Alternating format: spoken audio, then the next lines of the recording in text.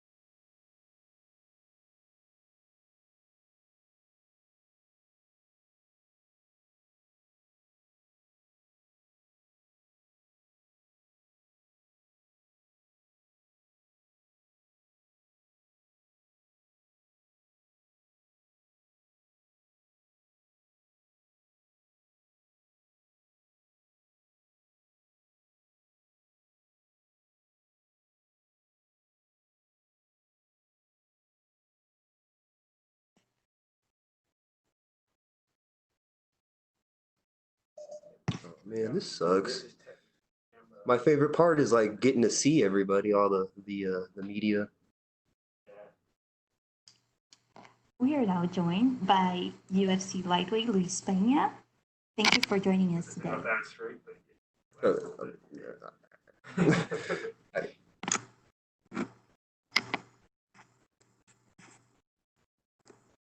We, we are now joined by UFC lightweight Luis Pena. Luis, can you hear me? yes, I can hear you. Okay, perfect. Our first question is with Danny Segura. Danny, your line has been unmuted. Hey Luis, how's it going? You just mentioned it right there. It's kind of weird. So, what's this whole process been like during COVID times? And are you? I guess it seems that you're not enjoying it as much as a normal fight week. I guess. No, not at all. I am not enjoying any of the COVID-19 protocols they're putting us through at all, man. Like that, one of the things I love about fighting for the UFC is how easy and streamlined they've made fight week and the whole process. But unfortunately, everything's out of their hands. You can't blame them for what's going on. Yeah, for sure. And this is about that on paper looks pretty exciting. Can you kind of size up and tell me sort of your thoughts on your opponent, Khama Worthy? I mean, I have a lot of respect for Kama. He's got power in his hands. He's a very good technical striker. He's going to be, hard to put away. He's a tough guy, but at the same time, I believe in my skills. But at this, I think that just makes for a great matchup. I think many people have asked me, and I've gone back to the Andre Fili Charles Jourdain fight from a couple weeks ago. I really believe we can put on a very similar performance. Yeah, and he hasn't fought in quite a bit. While you're someone that's always been relatively active, what do you make of his inactivity period, and do you think that'll play a factor at all here? I mean, that's probably just things that happen, whether it be on the UFC's end or his end. I know he's had a few matchups that have fallen by the wayside since his debut. So, I mean, you can't really put anything on him when it comes to inactivity. I mean, I don't take anything away from him, but I still expect, the same Khama Worthy that came out there and knocked out Devontae Smith. Yeah, for sure. And a win here, what do you think will put you in the division? I mean, you'd be basically, I believe you'd be what 4-1 in your last 5 performances. What do you think does? What do you think a win does to your career? I definitely think a win puts me in a position where I at least start I start fighting like top 25 guys or like I'm on the main card and I'm one of those guys that people are talking about working their way up in the lightweight rankings. Yeah. And throughout your career, you've always sort of preached and talk about equality and love. So I kind of just wanted to get your thoughts on what's going on in the country right now and everything that's sort of came up, with police brutality and racism and all these other issues that have come up.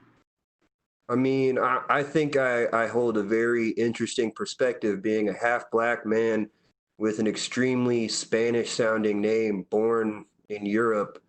Um, I see a lot of different cultures. I've been around a lot of different cultures. I was raised by a white woman and a Puerto Rican man and a white man. So I've seen a lot. It's very interesting from my perspective because I have family in just about every sect of culture you could imagine that's here in America, besides maybe Asian. And it's really hard for me because I see some sides of my family that just don't understand and don't get the way other sides feel, and yet they can look at me and not see me as a black man. They just see me as their family member. You know what I mean? It's just complicated. It's a complicated situation we're in. I mean, once again, I'm an MMA fighter, and I do not believe my opinion on any of this really truly matters, though. Yeah. But like you said, you've always been someone that sort of preached again equality and love. Does your message during these times become stronger? Do you just keep that up? How do you proceed on that end? Without a doubt. I mean, this is one of the few times I really do wish I was able to bring the world flag out with me. Unfortunately, we still haven't been able to figure that out. But that is something that really does it resonates with me. You know, I really do wish I could bring that flag out and preach that message. It doesn't mean I can't. You know, I don't need the flag to do it. But at the same time, my message is still the same, man. We need to come together as a human race. Yeah, sure. And is that due to I guess Reebok policies, or why can't you bring out the flag? I have no idea, to be quite honest. Okay. They really haven't given me a lot of details on it. I'm not really too worried about it. Yeah. All right. Well, looking forward to your fight, man, and best of luck. No problem. Thank you. Next question is from Jay Anderson with Cage Side Press. Hey, Lewis, welcome back. First of all, obviously, kind of weird circumstances coming into this fight with the pandemic. It's affected a lot of people's training. So I'm just wondering what your training camp has looked like during these times. My training camp was phenomenal. We really didn't shut down operations too much at American Top Team. And fortunately, I was actually right before the whole quarantine and everything really got going. My girlfriend and I went to New Jersey to kind of go through some medical issues she was having. And so I actually ended up quarantined 6 weeks up in New Jersey. So I took quite a bit of time off after my last fight, but that was something I really wanted to do because this is my 7th fight in the 2 years that I've been in the UFC, and I don't think you really see a lot of people doing that. So I just want to take a little bit of time off. But then once I was ready to go, once my manager started telling me, you know, that late June, early July might be the time period, I was immediately back down in Florida training, and I didn't have any there was no problem with me having a full intense camp. Like my main sparring partners were Jorge Masvidal and Dustin Poirier.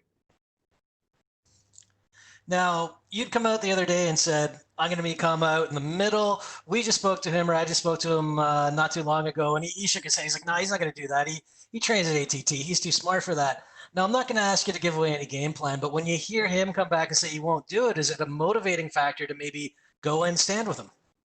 See, my actual game plan is to locate that thermal exhaust port and detonate that, take him out first round. You know, once we do that, it's all exhaust port and boom.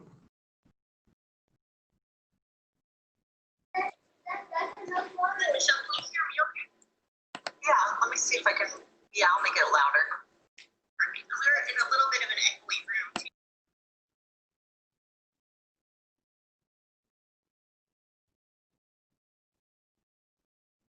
What's up?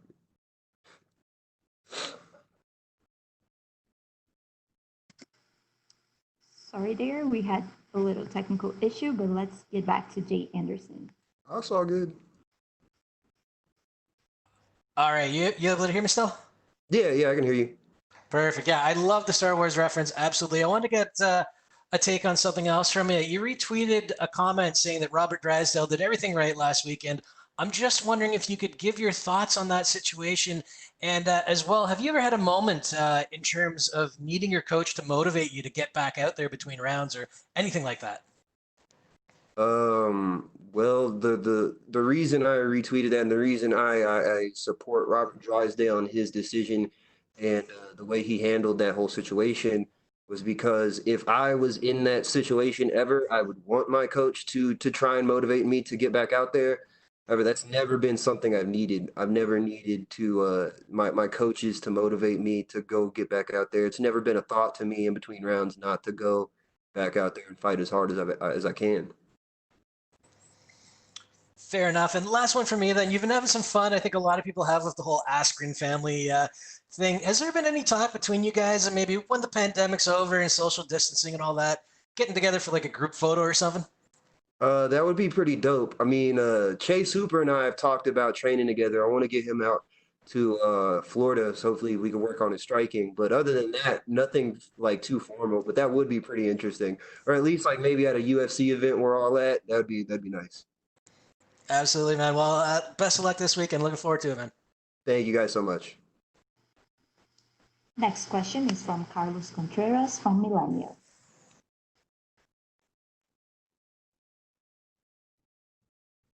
Hey Luis, can you hear me there? Yes, sir. You was just mentioned about that you wanted to fight someone in the top 25. You have any names? Because besides of that loss with Matt Frevola, that was a split decision. You've been in a really good run right now. I can't really think of any names per se off the top of my head, but there have been quite a few lightweight fights, but in the past these past events. And pretty much anyone that's gotten a win here recently. I wouldn't honestly any of the guys that won last weekend. Bobby Green. What's his? There was another one. There was 3 lightweight fights last weekend. I watched really close. Oh, Jim Miller, Bobby Green, and then I can't remember the other one. But either of those guys, I wouldn't mind. Really, anybody in the division, anyone the UFC puts in front of me, I don't care. I just fight. Is the lightweight one of the toughest decisions to climb? I mean, being such a roster that with so many fighters in the lightweight division. I do believe so. I believe the lightweight division's really tough to climb because as much as you can be winning and doing everything right, if you're not putting on exciting performances and you're not someone that the fans want to see, you're simply not going to rise in those rankings because this division is probably one of, if not the most deepest division in not just the UFC, but all of MMA. And with so many amazing talents in this division, everyone's vying for a spot. So you can't just be a winner. You have to be a little bit more. Thank you, Luis. No problem. Our last question is from Augusto Hermanies Gay from Somos MMA. Hi, Luis. How are you? I'm great. How are you? Fine, thank you. You just said that you don't like all the things that you have to do due to the COVID-19 during. It still seems like closed down. I'm the kind of guy during fight week, I like to go out. I like to do things. I don't like to just sit in my room and toil away the whole week. So it's frustrating for me not being able to go out. And like one of my big traditions is I watch movies. Like I go to the movie theater every fight week. I watch just movies, get my mind off of everything. So I'm just trying to use Netflix and all that to do that. But it's not it's frustrating and it is annoying, but it is one of those things, you got to deal with if you want to make this money. Yes, sure. And talking now about of the fight, what do you need to be careful of with Khama Worthy? I really I need to be I just need to be on point. He's really good. He's a good striker. We're both very good technical strikers, and he's got power in his hands. He showed it. So I just need to be aware of everything he's presenting me and be aware and have my defenses, ready at all times. I usually do. I keep my hands up. My head's always moving. I'm very confident that, as much as he thinks I'm gonna go in there and make this grappling fest, I'm very confident in my ability on the feet. How do you feel about performing in an empty arena? I fought on The Ultimate Fighter, so it really doesn't mean a thing to me. Okay. And what about the smaller cage? Which one do you prefer? Once again, in The Ultimate Fighter, we fought in the 25-foot cage, and I fought in a 20-foot cage for Shamrock FC before. I fought in a boxing ring that was like smaller than the room I'm in right now. Fighting in a small cage is actually I think it bodes well for me because not only can you not run away from me when I'm putting hands on you, you can't run away when I want to grapple you. So I really do I like the thought of fighting in the 25-foot cage. Okay, thank you very much and best of luck on Saturday. No problem. Thank you.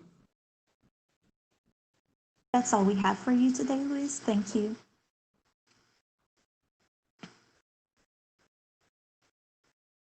Up next, we will be joined by UFC heavyweight Gian Villante. Please use the hand icon if you wish to ask any questions, and don't forget to take down your hand once you're done.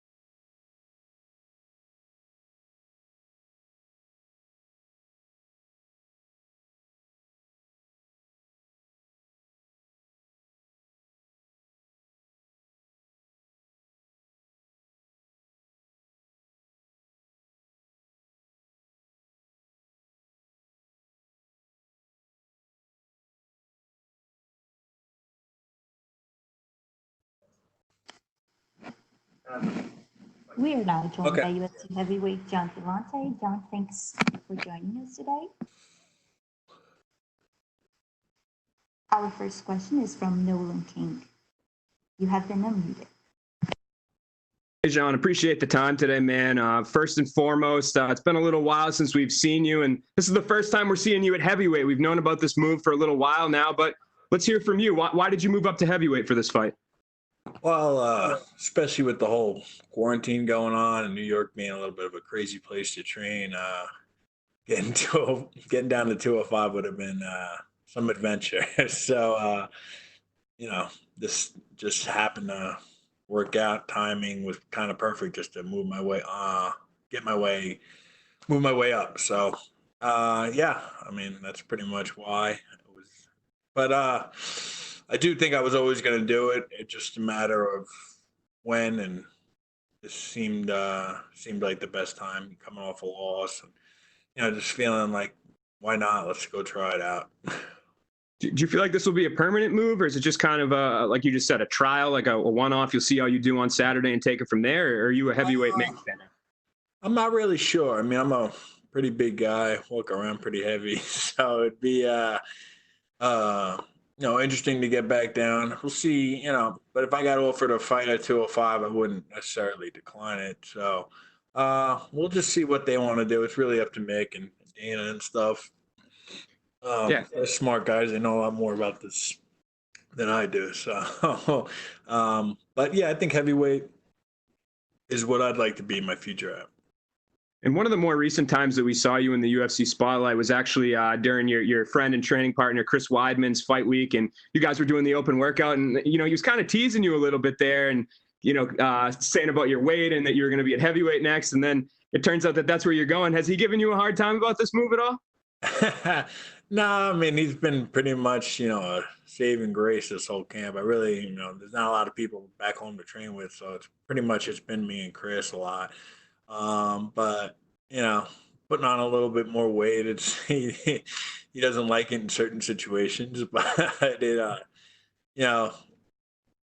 I'm bigger now. I'm a little bit chubbier, so you won't see me with my shirt off quite as much as I used to be. It's usually my thing is if I'm going to be down at 205, I'm going to have my shirt off the entire time. The six pack isn't there for long. That's the attitude. Now I'll stay warm, There you go, man. And let's talk about. Can you kind of compare, how you've been feeling, what you expect the heavyweight version of Gian Villante to be in the cage? Do you feel like you'll feel any different out there? More power? Like, what do you think fans should expect to see out of you at heavyweight? I think my style kind of is more of a heavyweight style than it is a light heavyweight style. I like to go forward, big shots. I'm willing to trade with anybody.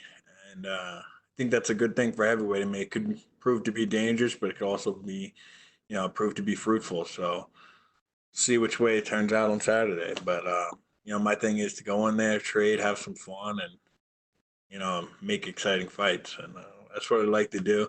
I think Maurice will try to make it more of a, fight where he stays long and stays away type thing. And My whole thing is to try and make it dirty, move forward, and put some leather on them.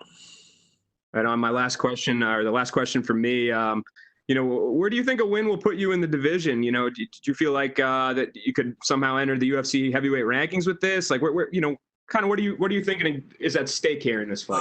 I don't think it would put me ranked, but I mean, I know Maurice is probably like say like a top 20 guy, so I'd probably be somewhere right there. Then maybe, maybe one more fight, fight someone ranked or something like that. So I really don't know how these ranking things work. I was there for a while, then I wasn't, then I was there. So I don't really know how they work. But yeah, I mean, I could see myself somewhere in that like 20 range, 18 range, something like that. If I, get a win here and then maybe fight someone to get ranked, somewhere in the top 50.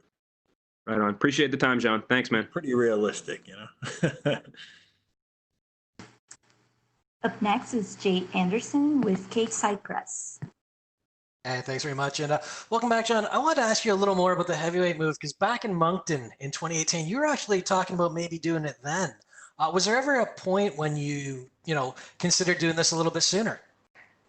Yeah. I've always, my coach and stuff like that always thought it'd be a good idea for me to do. Just, especially with the, the style I fight and stuff like that, they just thought it'd be better up at heavyweight. But, I saw myself, I was, at 205, I had fought pretty much anyone ranked in like the top 10 and had some good fights in there with some of those guys, or beat some of those guys. So I was like, I'm right there in this division. Maybe I can get to the top. But then I was just like, you get a loss or two and you're like, forget it. Now I'm up at heavyweight. Let me try my luck up here and see how it goes.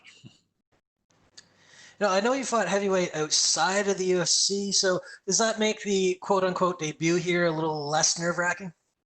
No, I mean, fight's a fight. Always gonna have a little nerves. I mean, been in there UFC octagon probably, close to 20, 21 times. I don't even know. So, it's always there a little bit. But, I mean, the weight thing doesn't really have anything to do with it. I've been heavy before, so it's not really going to be much different.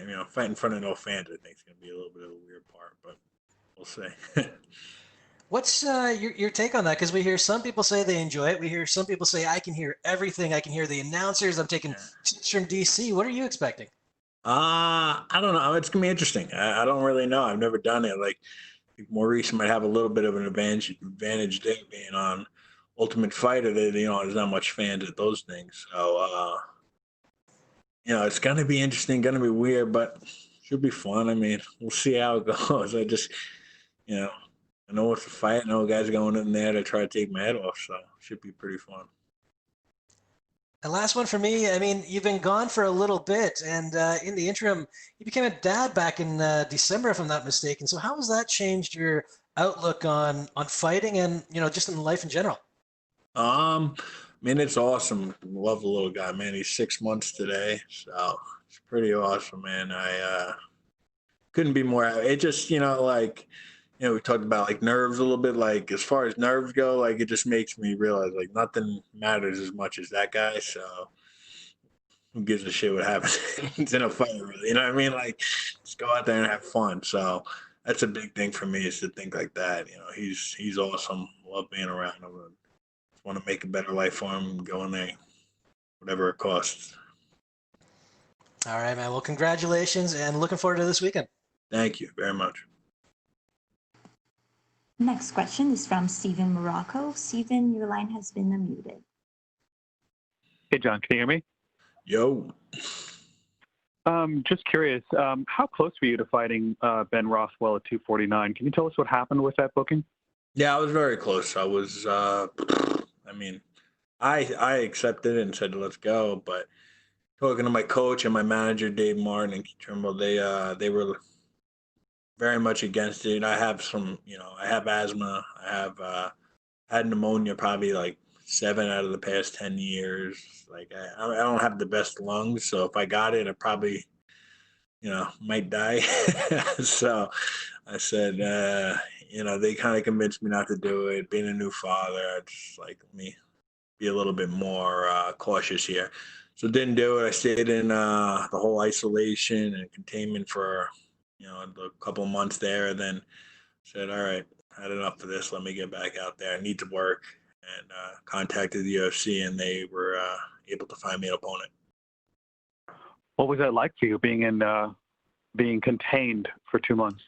It was awesome. I loved it. I got to spend every day with my son, man, and my girlfriend and Katie, and we had a great time. I mean, I know a lot of people didn't like it, but for me, having a newborn at that time, it's awesome. I got to spend every minute with them. So did enjoy that. But I feel bad for a lot of the people back home, especially in New York. I mean, New York is crazy. My coach, a lot of my friends, can't open their businesses or, even live a real life right now. So it's very hard on a lot of people, especially financially. So, I'm hoping things start to get back to normal ASAP.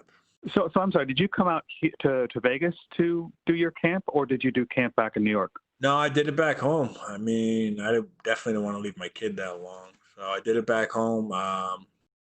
Wasn't easy, but found a way to get it done. Like I said, I've been in there a long time. I'm a veteran here. I know what I need to have in a fight camp, and I was able to get that. And that's it. It wasn't the most ideal situation, but I found a way to make it work. And what did you think of Ben's performance against OSP? And is that a fight that you would like back at some point? I did not watch it. Tell you the truth, I don't really watch a lot of the other fights, especially I don't know why, but maybe it's an anxiety thing. When I know I have a fight or something like that, I really don't watch more. Unless I know a guy, I really don't watch it. Like I watch Stipe fight, I watch Chris fight, I watch Aljo fight, Al fight. I watch my buddies fight, but most of the time it's just a thing because I know I do it. It's kind of like I don't really have an interest in it unless it's my friends. Gotcha. Well, thanks. Glad everything worked out for you. What'd you say? And thanks for answering my questions. Glad everything worked out for you. Yeah, no problem. Thank you, man. And our last question is from Augusto Hermaniez Gay from Samos MMA. Cool. Hi, Gian. How are you? Good. Okay. I want to ask you. You have said it. You haven't fought recently, but you have much more experience than your rival. So, do you think these things will be a decisive factor on the fight? I mean, everyone in the UFC, no matter new or old, like myself, they deserve to be there. It's a tough sport, and it's the best organization in the world. So we're the best fighters in the world. So I don't know that having the experience will help, but something that I hope helps. And Green has said in a recent interview that if you don't wrestle him, you will get knocked out. So I want to know if I want to wrestle him, I'll get knocked out. If you don't wrestle him, out wrestle him, you are going to get knocked out. Okay. So the question is, what are you going to do to counteract his reach advantage, and how do you imagine the fight? Maybe I should wrestle. I don't know. According to, I guess I should do that. I don't know. I mean, I'm not really a huge game plan guy. I kind of go in there and get the feel and go out there and fight. But we'll see what happens. I mean, if I want to, maybe I will wrestle. I haven't done that in a while, so maybe I'll do that. Thanks for the tip. Okay. No, thank you, Gian. Best of luck on Saturday. Appreciate it. That's all we have for you today, sir. Thank you. Cool. Later. Easy.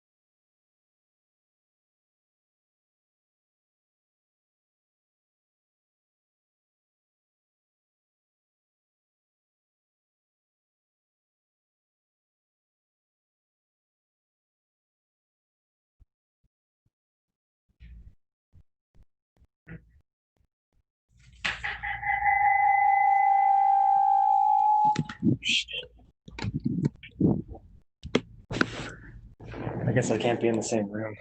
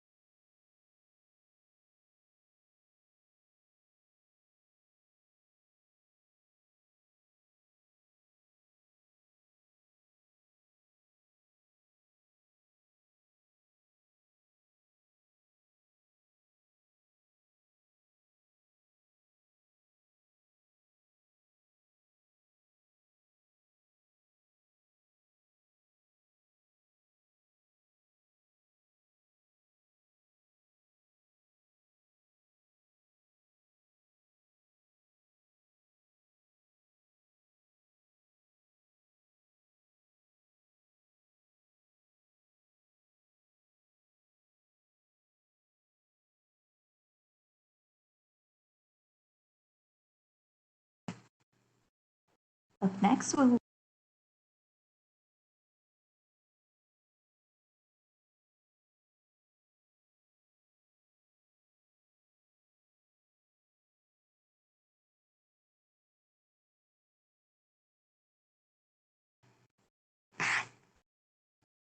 Up next, we will be joined by UFC welterweight Mickey Gall. Please use the hand icon if you wish to ask any questions. And don't forget to take down your hand once you're done.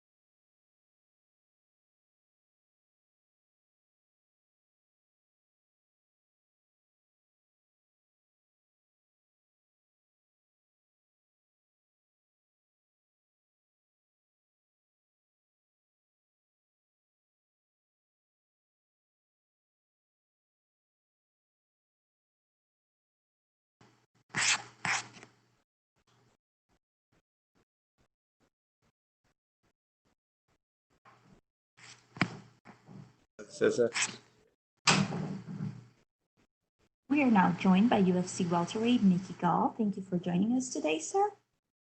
My pleasure. Our first question is from Jay Anderson with Cape Cypress. Thanks very much, and welcome back, Mickey. I'm just wondering if you could give us your take on some of the stuff that's been going on with Mike Perry. I mean, he's something of a character. I know you're focused on your own preparations, but what are your thoughts on him, like having his girlfriend in his corner for this fight? Do you think this is going to be a distraction for him? I don't know. Like, you kind of said it yourself. I'm not really concerned with it. I'm focused on myself. The only thing I can, until I'm in the cage controlling him physically, I can only control myself. I got a great team behind me. I take a lot of pride and, have a lot of confidence in my team and myself. And, I'm not really concerned with what he's doing. I'm going to be prepared for the best Mike Perry. But if I'm really thinking about it, I think he's been regressing. And I think, I think he's been regressing. So I think I know I'm getting a lot better, and I think he's on a downward slide. So, but, I've been, trained hard. I'm peaking, and I'm ready for the best Mike Perry there's ever been. Is this a case where, being a methodical fighter, keeping your head, kind of wins you the fight against a guy who's known to let his emotions get the better of him? Say that again? Is this a case where being methodical and keeping your head can, give you the edge over a guy who's known for being emotional? Probably. I do think, I know I'm the smarter guy. I'm more, more well-rounded. If I have more ways to win. Whatever you call it, methodical, whatever. I think, like I've been saying, I'm a low key Mike Perry fan. That's a fun guy to watch. He's fun. He comes out and he fights. He's violent. He's a savage, but I'm a killer. I'm gonna be a cool, calm, collected killer, and I'm gonna take him out. In terms of your preparation, we've heard a lot of different stories from a lot of different fighters throughout the course of the pandemic since the UFC's come back about how it's affected their camp, whether or not they can get in the training partners they need, if they've had to train at home. How have things been for yourself? I did not. I feel like I took advantage of this whole pandemic opportunity. I think a lot of people probably use it as an excuse to be lazy, sit on the couch, eat junk. I didn't do that. I worked hard. I worked at all aspects of my game. I've been saying from the beginning with the pandemic thing is like, we now have time. All the time it feels like there's not enough hours in the day to do all the stuff you want to do. All we had was time. You want to read books, you want to do this or that. I chose to get better at all facets of MMA because that's my job. So, I did that, and I'm proud of what I accomplished during that time. And,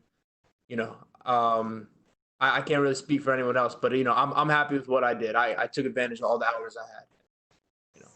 I'm coming in here hella prepared. That's why I was able to take a fight on 2 weeks' notice that the other guy pulled out of. I took this one on 3 weeks' notice because I've been super ready. I knew Dana was going to get us 3 fights this year, and I stayed ready.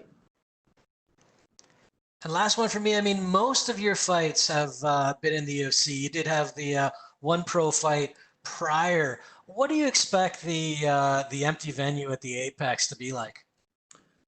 I think if anything, it'll be more relaxing. I'll be more clear-headed. I train every day in a gym without fans. And then, a lot of times we do these fights and then boom, there's 20,000 people there.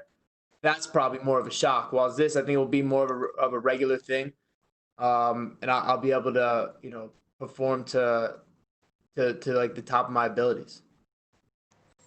All right. Well, co-main event Saturday. Looking forward to it. Thank you very much. Next question is from Mike Heck with MMA Fighting. Oh, what up, Mike Heck? How we doing, man? I have to tell you, first off, I haven't watched The Last Dance yet, but that's coming. But I know. That's all right. I know. Jim Miller, we talked about this a couple weeks ago before he fought, gets a nice quick win over Roosevelt Roberts. How satisfying was that for you to watch, and how much does that help motivate you heading into this Saturday?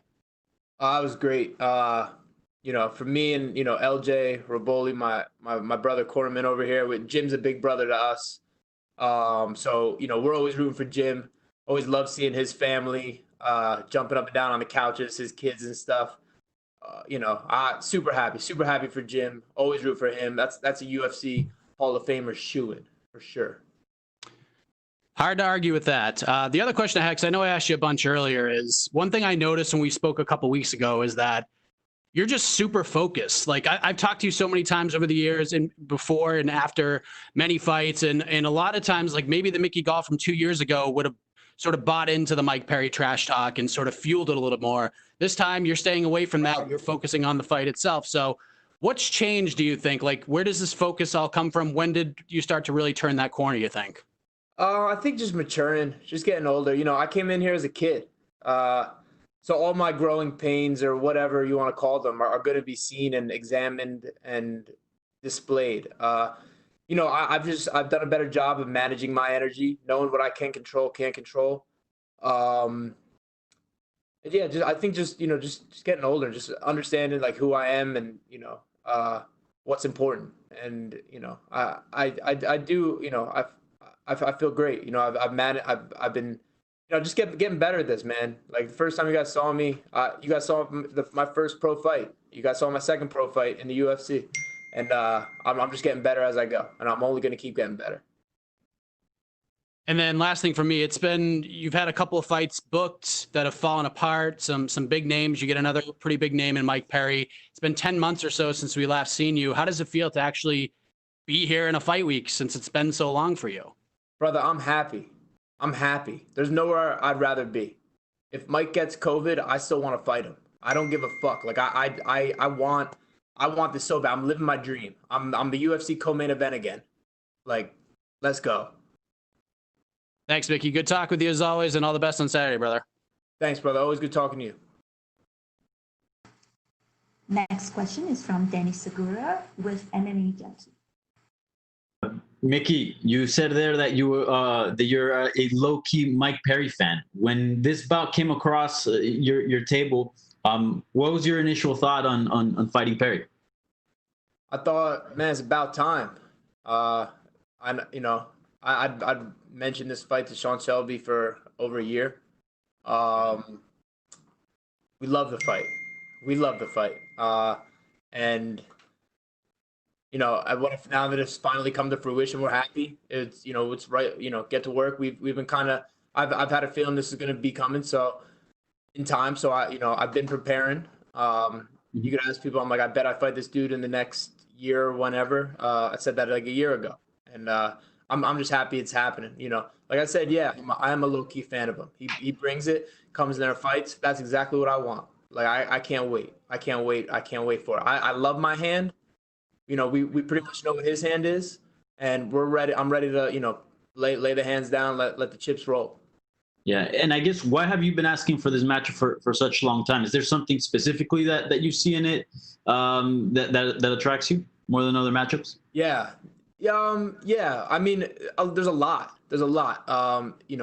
In his game, and also just what I like what the kid brings to the table. I like he's a fun, violent dude. It's gonna be a fun fight, and I want to put my kill shit up against his kill shit.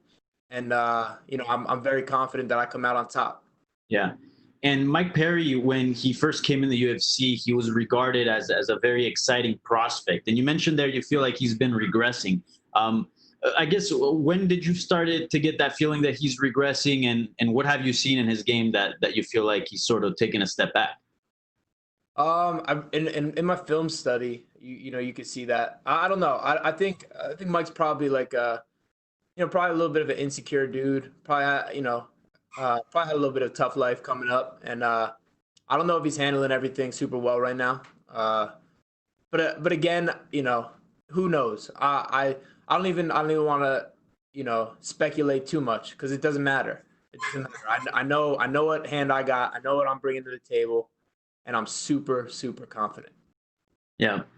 And then as far as like the from a technical standpoint, he's sort of been a guy that's kind of been hard to submit in the UFC. The only guy that did that, Donald Cerrone, I believe. Did you look any specifics from that fight that you take into this one? Sure. Yeah, a little bit. I like I said, I think Mike's, he's a savage. Yeah, but I'm a killer. He's gonna come in there doing his thing, and I'm be doing my thing. Yeah. And lastly, I've spoken to you a couple of times, before. You've mentioned how you're basically growing up before our eyes in the UFC as a fighter. So I'm curious, where is Mickey Gall? Like, what kind of best I ever been? Mm-hmm. Best I ever been. In so many ways, just navigating life, just understanding things, learning more. Everywhere. I'm the best version of myself, and I plan on continuing to evolve and becoming better and better versions of myself. I'm happy. I'm excited. I got a lot of gratitude, a lot of excitement. I'm ready to do my thing. I'm happy to be here for real. I wouldn't want to be anywhere else. Thanks for your time. Looking forward to the fight, man. Thank you. Our last question is from Augusto Hermanias Gay from Somos MMA. Hey, Mickey, how are you? Good. How about yourself? Thank you. I want to know, as a colleague has said, you had a few fights booked that did not happen for different reasons. How have you deal with that? Did that frustrate you at some point? Yeah, for sure. For like a day or 10 minutes or whatever, sure, it's a little frustrating, but it's not that's the nature of the sport. This isn't checkers. People are training hard. They're going to get hurt.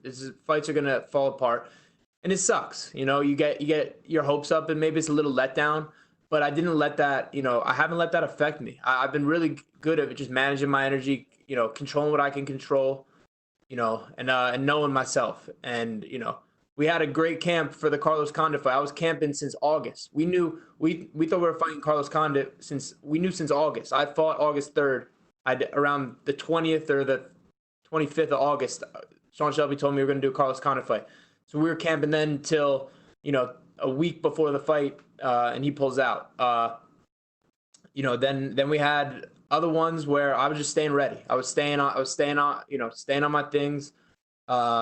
I wasn't lazy during quarantine. I did all the right things. I've been putting myself in uncomfortable situations. I've been growing. I've been doing all the right things. So I'm coming in here with a lot of confidence and, real confidence, not fake confidence, like real confidence. Cause I've what I've done and what I've been through. And, it's okay. It's okay. It's perfect timing now. That's how I feel. Well, we're here now. I'm with the UFC. I'm seeing all these familiar faces. And I'm just happy where I'm at.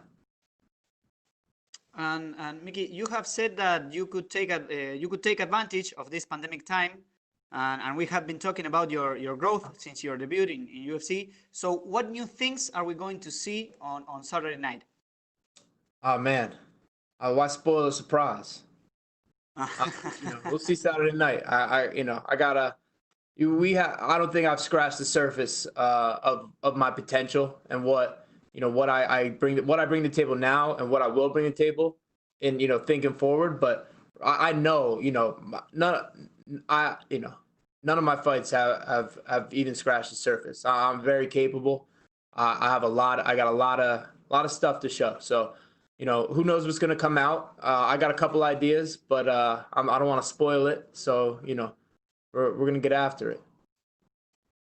And you have a really good submission game. So I want to know do you think that the smaller cage is going to be an advantage for you in this fight? Yeah, I love the cage. I love the small cage. For both for striking and for submissions, grappling, whatever. That's like this is the size cage I train in. I'm used to this cage. This is my cage. This is what I do. So I love it. I love it. I love it. I don't know. Some people might be bitching about it. I love it. This is the perfect size. Okay, Mickey. Thank you very much, and good luck on Saturday. Thank you, my friend. That's all we have for you today, Mickey. Thank you. Thank you.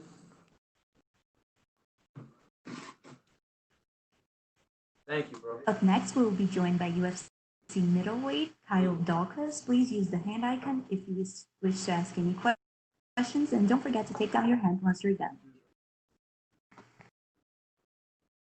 He's right over there? Yeah. Cool. Thank you again. Hey, welcome, brother.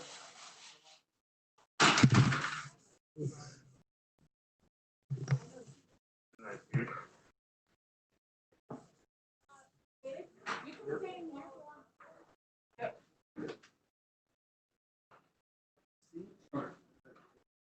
They'll start right away. You're not going to see them. This is what you want to look. Okay. And just try not to lean over too much. We are now joined by UFC middleweight Kyle Daukas. Kyle, thank you for joining us. Up first, we have Nolan King. Nolan, your line has been unmuted. Hey, Kyle. Congrats on getting to the UFC, man. I know it's a long time coming, and you were on Contender Series last year. You grinded for almost a whole year, and here you are. How does it feel, your first UFC fight week, to finally be doing the media rounds and getting ready for weigh-ins? It feels good. It feels familiar. I've always envisioned myself here, so it feels like second nature. It feels like home. And I know the last few weeks, it seemed like whenever there would be an injury or whatever, you'd be on Twitter saying, I'm ready, I'm staying ready. So as a guy that was a prospect not in the UFC, things were really uncertain. So can you talk about what the last couple of months have been like as a guy that, was on the verge of the UFC but didn't have that job and have to go through the pandemic and everything? Yeah, it was tough. I thought I might have had to have gotten like a 9-to-5 job, but my family members and stuff told me to just keep pushing, and we'd eventually get the call. So, I've been training really hard lately. The pandemic has been tough, but I've gotten training in either in my house or a friend's house, and I feel good as new and ready to go. I know your manager Hector posted a screenshot of the FaceTime. Was that unexpected? Did you kind of have a feeling that was coming, or was that just totally out of the blue for you? No, I had a feeling it was coming, but that day it was kind of, it was like I wasn't even thinking about it that day. Every other day before that, I was thinking about it, and I was like, I was always checking Twitter, seeing if there was what was going on, seeing the news, texting my manager, nothing happened. But that day after we got done training, I wasn't really thinking about anything, and I saw I had a missed call from my manager. I called him back, and here we are. And your opponent, Brendan Allen, is he a guy that you were familiar with? I know he was on the LFA as you were coming up. Give me your thoughts on him a little bit here. Yeah, I know who Brendan is. I've seen him fight after me on the Contender Series, and I've always had a feeling that we would cross paths. It would just be a matter of time. But yeah, I've always had an eye on him, and I've always thought that I'm going to do very well against him. My last question for you, in terms of, there's not a ton of middleweight prospects out there, young up-and-comers like yourself, undefeated. What do you think you bring to this division? What can people expect to see out of their first impression of you on Saturday? The same as they always say. I'm a good pressure fighter. I take everybody down and submit them, and I don't think it's going to be any different on June 27th. And I hope to put all the middleweights on notice. Appreciate the time, Kyle. Good luck, man. Thank you. Our next question is with Jay Anderson from Cateside Press. Hey, thanks very much. And just a couple quick ones from me. How did this, or when this opportunity came about? I mean, how ready were you for a fight? Were you already in fight shape, and did you feel it was on the horizon? I actually had word of a fight later this summer, but I wasn't allowed to announce anything, so I was training for that fight. And it just so happened that this call had come early. So I really do feel like I'm more than ready. And throughout training camp, I was good. I had a mindset of a training camp, and it was no different during the tough time.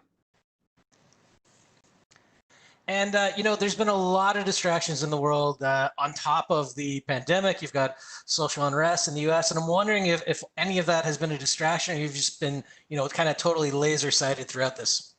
No, not at all. None of that stuff bothers me. None of that stuff. I've really stayed off of Facebook and all the social media platforms. I've stayed away from all that political stuff because I just really think it's bad mentally and physically, because it brings a lot of aggression towards each other, and it's just not good in the world. Is that just in relation to the current political state, or is staying off social media something you think is probably a good idea in general? Because we do see a lot of infighting, a lot of back and forth on there. Yeah, I think the social media is kind of like a gateway for people to just talk smack and run their mouth and just be behind the keyboard. I've never really been a social media person, but during this call and stuff like that, I had to get back on social media and really push it. But I'm sticking to just Twitter and Instagram. I'm staying off of Facebook because I'm not a big fan of Facebook. Fair enough. Well, I wish you the best of luck on Saturday. Thank you. That's all we have for you today, Kyle. Thank you. Thank you. Up next, we will be joined by UFC heavyweight Maurice Green. Please use the hand icon if you wish to ask any questions. And don't forget to take down your hand once you're done.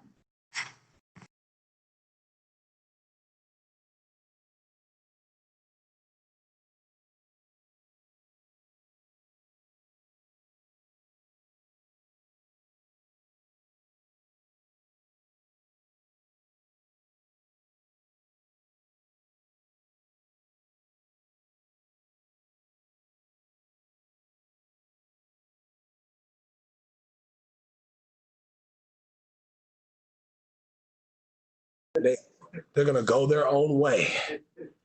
Oh, so I can drink this, darn it, right? Official sponsor of the UFC, Body Armor. We're now joined by UFC heavyweight Maurice Green. Thanks for joining us. Thanks for having me. Our first question is with Jay Anderson from Cateside Press. Thanks very much. And welcome back, Maurice. A couple of questions for me. First of all, when you get the call for this matchup and you hear Gian Villante as the opponent who's not known as a heavyweight in the UFC, has been outside of it, what was your reaction? Doesn't really matter to me. You know, Gian Villante played football with my brother in college at Hofstra, so he was probably a much bigger individual prior to. You know, he can perform at a bigger size because he has for probably a lot of his career at linebacker. So I mean, it doesn't matter if it's a light heavyweight coming up. Obviously, he feels like he can be here and he can make a difference. So that's neither here nor there. I just don't like to say no. Let's put it that way. Fair enough. Did your cousin have any stories about him? Do you know him well, or? It's my brother. It's my brother. It's my big brother. Yeah. He did, but you know, this is a whole nother game. So Gian Villante is a cool dude. You know, I saw him yesterday. Happy, all smiles like I am. Seems like he deals with fight week like I do because this is just our job. You know, we're going to go in there and smash each other's face, and that's just our job. You know, and with a smile afterwards. Speaking of fight week, what has this one been like for you? Because I imagine it's pretty strange. You're a lot more restricted on what you can do. So how are you finding it? You know me, I'm a wild boy at heart. So this has been kind of good. You know, I stay in my room. You know, COVID free. That's the way to be, baby. So you know, it's easy not to go out because I know what the end game is. It's getting my hand raised and it's putting my family in a better place, and it's moving out to Albuquerque. So it's an easy choice for me to follow the rules and stay here and be able to fight, because if that COVID test comes back positive when I get tested again, I'm not fighting. So it's very simple. And last one for me, you had a lot of success when you first entered the UFC, 3 straight wins. Now on a bit of a slump. Have you changed anything up, made any adjustments, or is this a case of stay the course and trust in what got you here? You know, I switched camps, so instead of being at Factory X, I'm at Jackson Wink, and I'm actually moving out to Albuquerque to be there full time. No, it's just staying the course. You know, I'm learning on the biggest stage to learn on. You know, I don't have a lot of experience. I didn't grow up in combat sports experience. I started later in my career after I lost 100 pounds, and you know, I kind of just jumped into the sport. So, you know, I made it to the UFC very early, and you know, I'm learning on the biggest stage, especially with Alexei Oleinik, right? That was my fight to lose, okay? And I lost the fight. Why? Because I made a bunch of mental errors because I was having too much fun. I enjoy this. I love it. Like, that's the freest time of my life. But sometimes you just got to stay in the game. And with those veterans, you know, you make a couple of mental errors, and guess what? That'll cost you a fight, and it did. So I learned the hard way. All right. Well, I wish you the best of luck this weekend. Looking forward to it. Thank you. Who's next? Our next question is from Mike Heck. Mike, you have been unmuted. How's it going, Maurice? How you doing, big homie? I'm doing great, man. You mentioned the Alexei Oleinik fight, and it didn't go your way. You said you made some mental errors, but I think in a way, a lot of people were impressed with your ability to scramble and get out of tough situations. Were you able to take any silver lining out of that fight at all? A lot.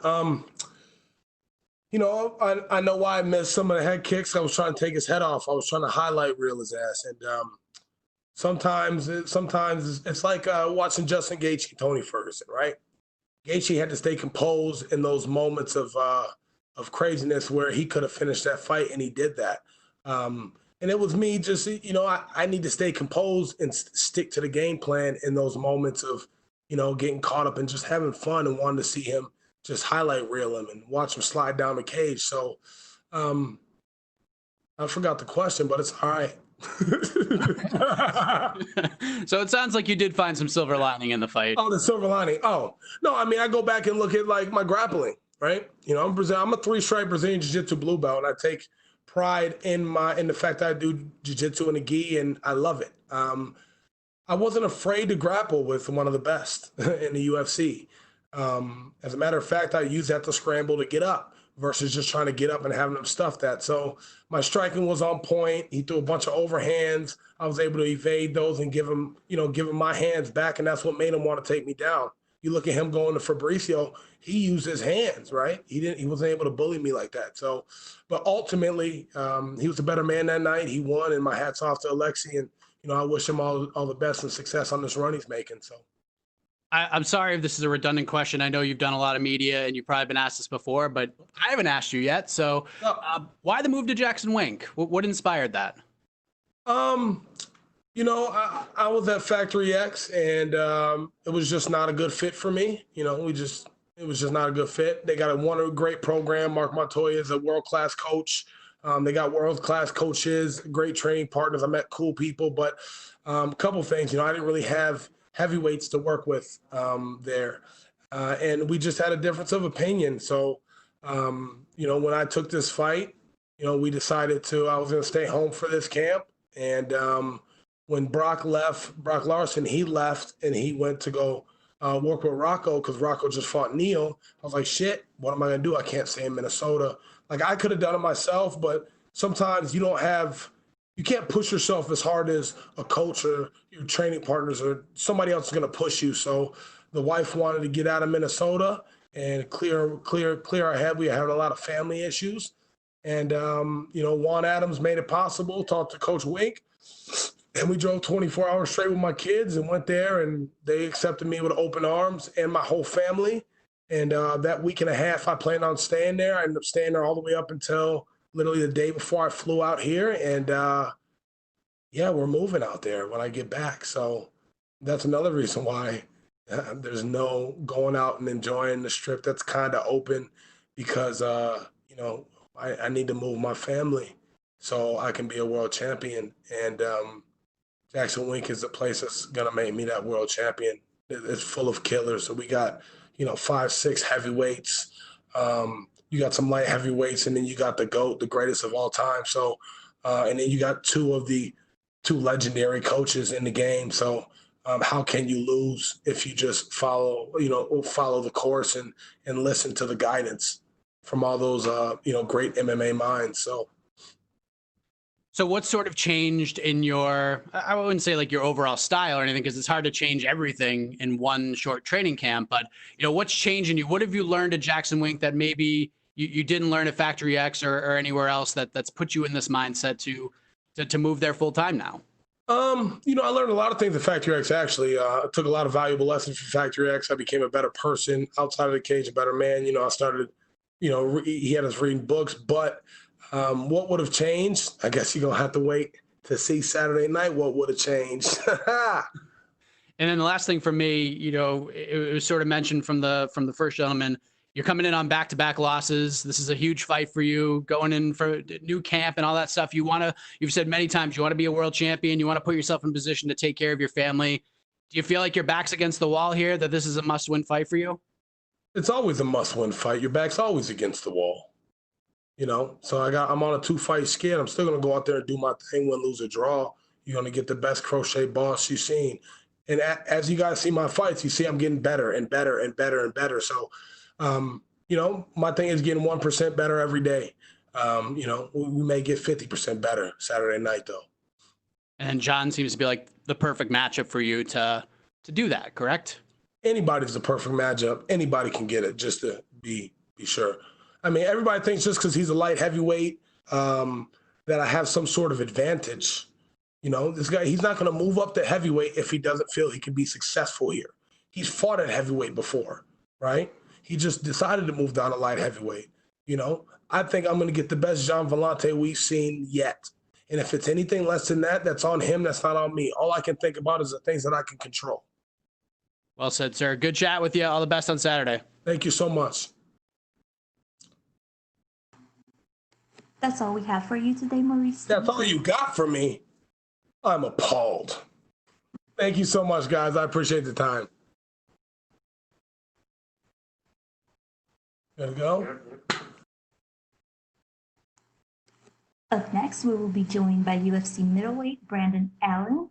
Please use the hand icon if you wish to ask any questions.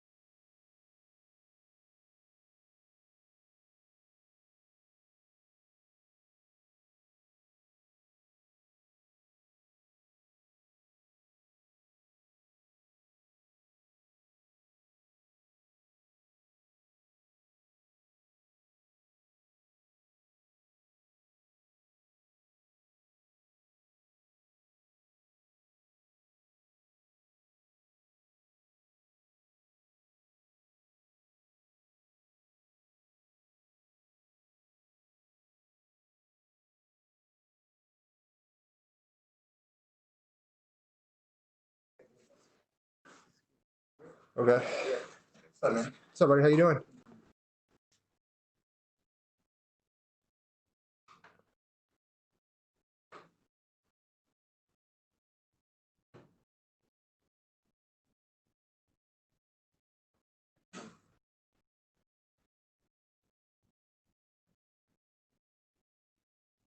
So they're gonna ask questions. Okay. Camera at the very bottom. Gotcha. How you been? Good, man. How about yourself? Good. All things considered, pretty crazy time. Yeah. You made camp. Here you are. I know you're fighting. Yeah, that one sucked. Yeah, no, they took my spot away from me now. Now I can't get a top 15 right now. Earned you good faith. Yeah, no doubt.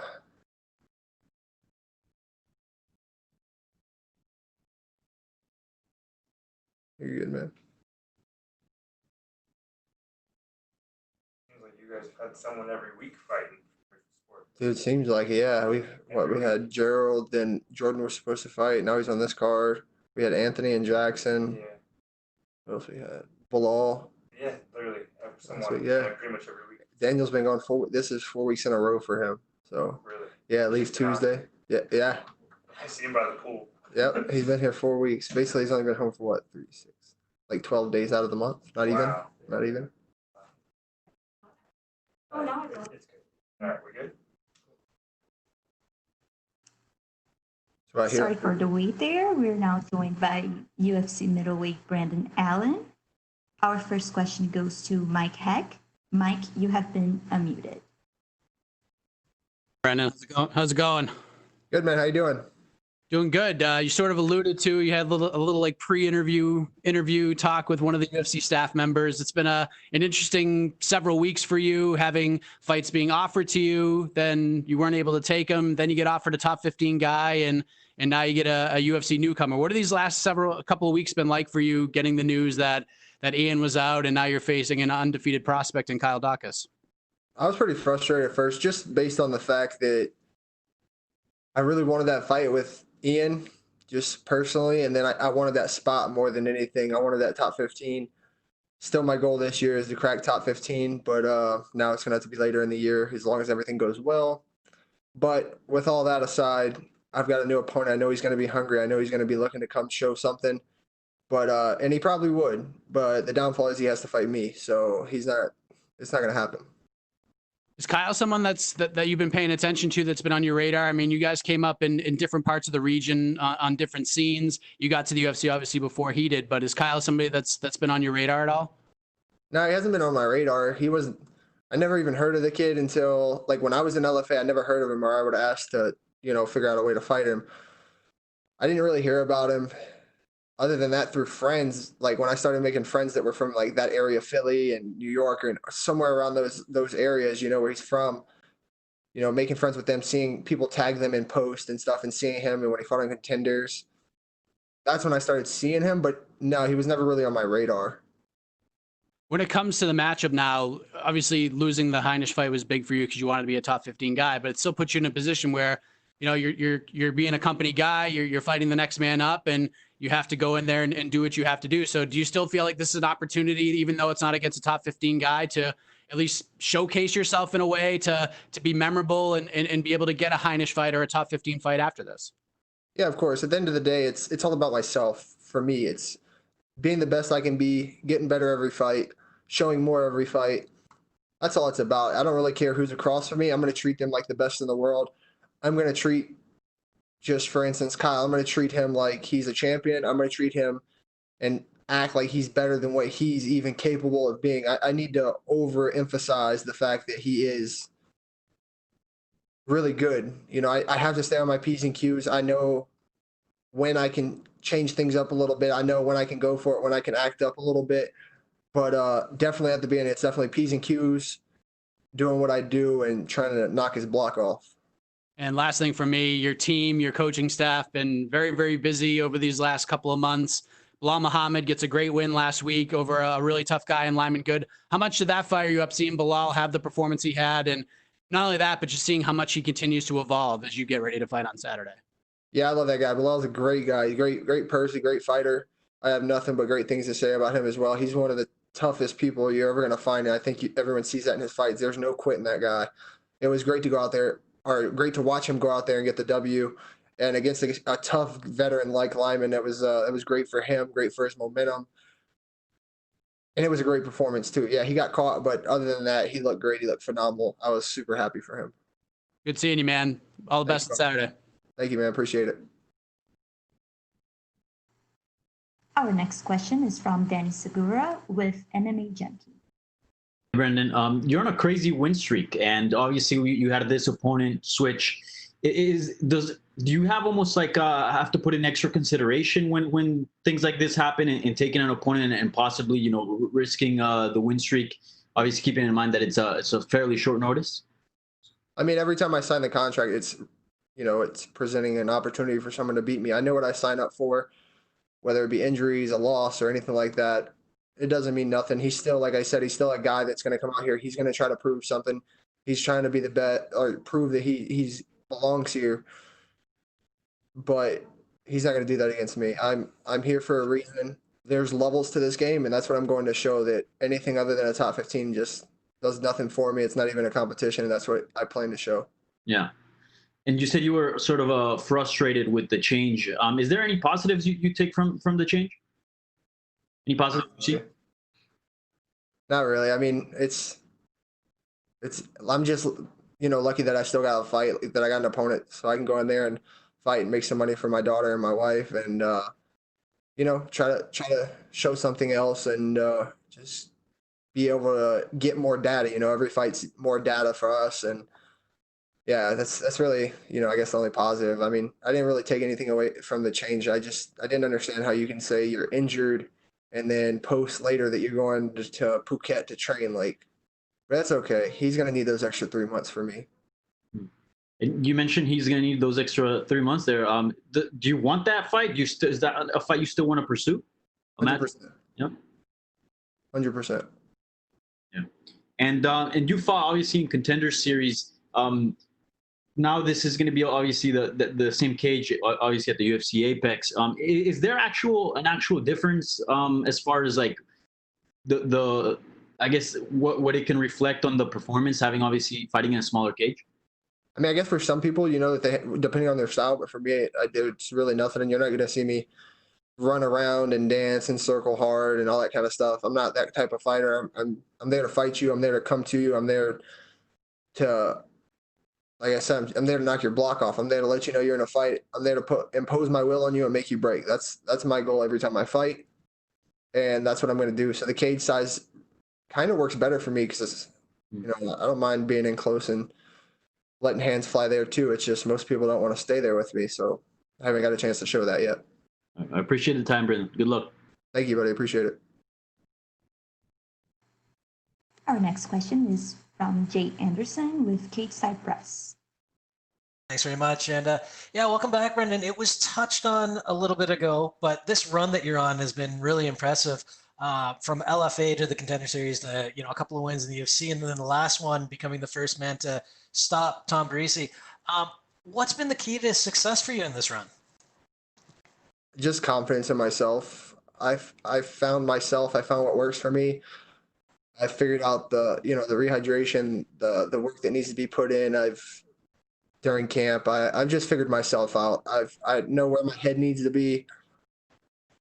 I know, I've always been motivated from my brother's situation to my niece, and now I got my daughter, and that's just growing motivation for sure.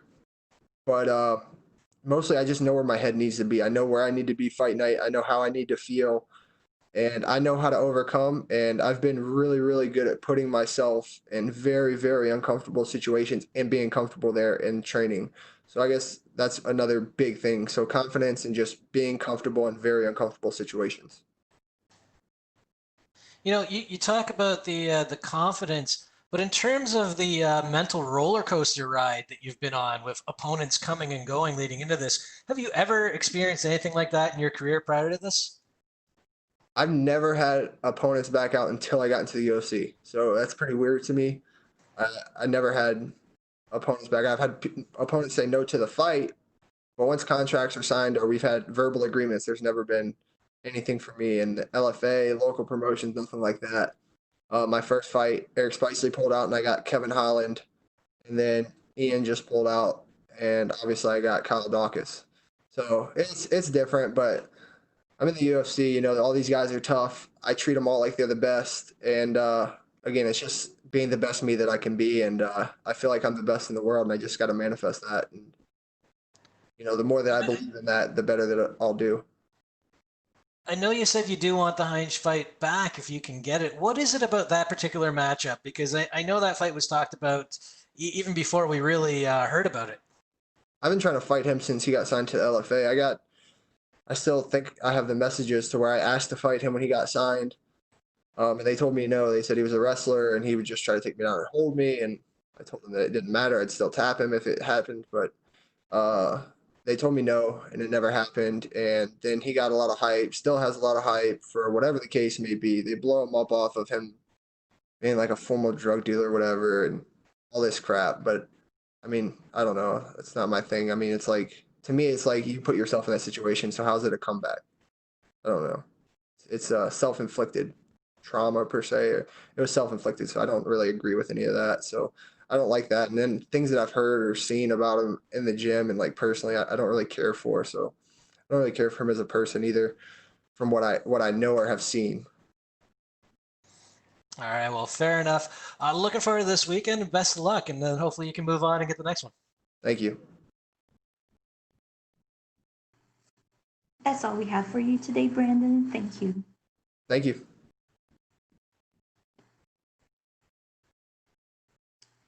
Up next, we will be joined by UFC welterweight Mike Perry. Please use the hand icon if you wish to ask any questions, and don't forget to take down your hand once you're done.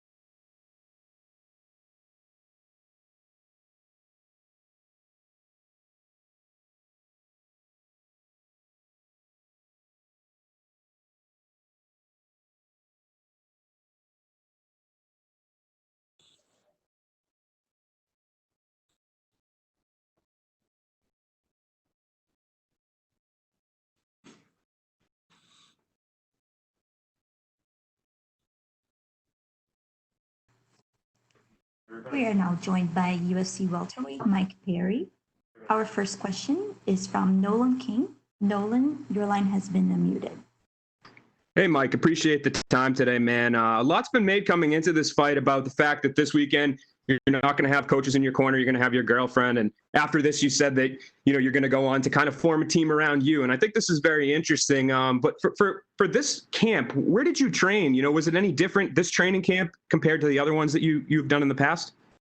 I am going to have a coach in my corner, but that coach happens to be my girlfriend. She'll be coaching. And,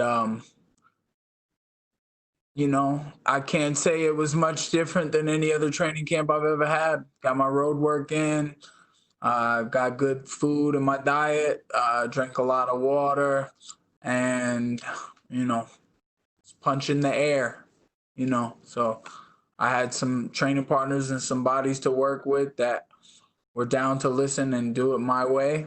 And I'm going to go in there on Saturday night and do it my way.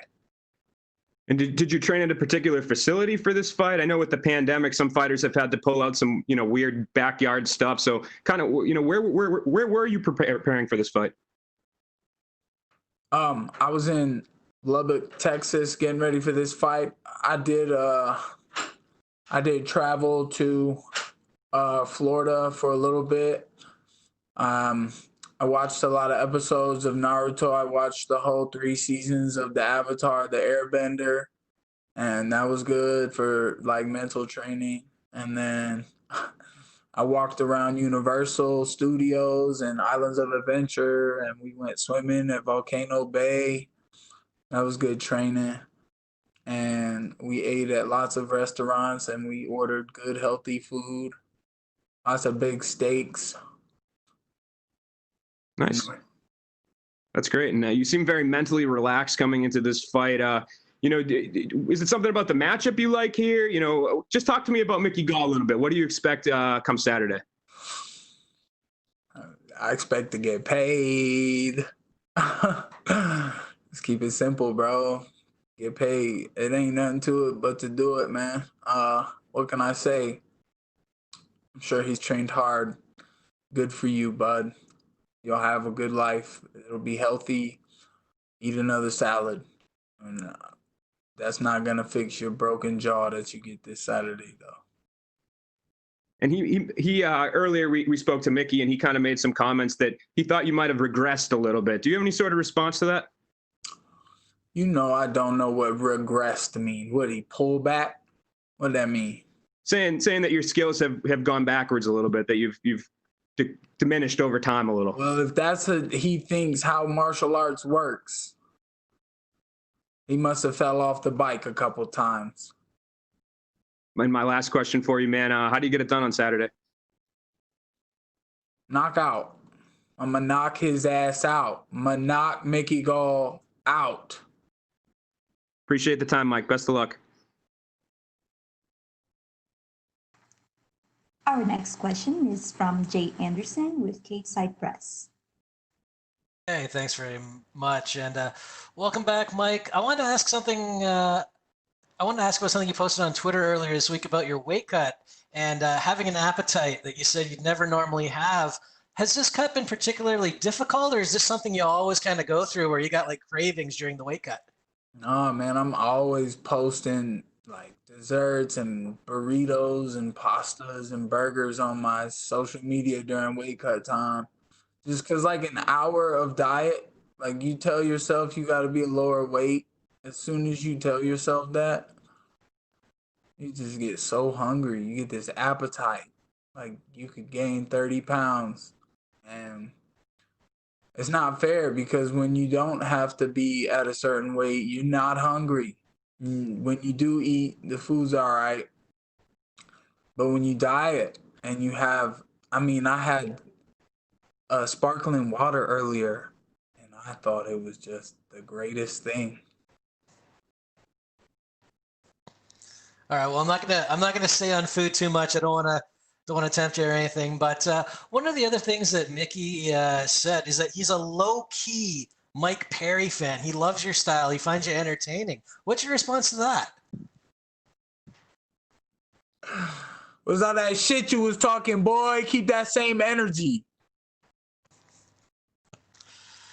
And then last one for me, you did call him, I think a while back, a weak-ass opponent. Is that just based on the level of guys that you've been fighting versus his level of competition? No, it's just facts. Saturday night is how I stack up against him. It's how he stacks up against me. It has nothing to do with anybody we've ever fought before on either side. Any man can win when they step in there, but on Saturday night, it's just me versus him. Him versus me. All right. Well, best of luck on Saturday, then.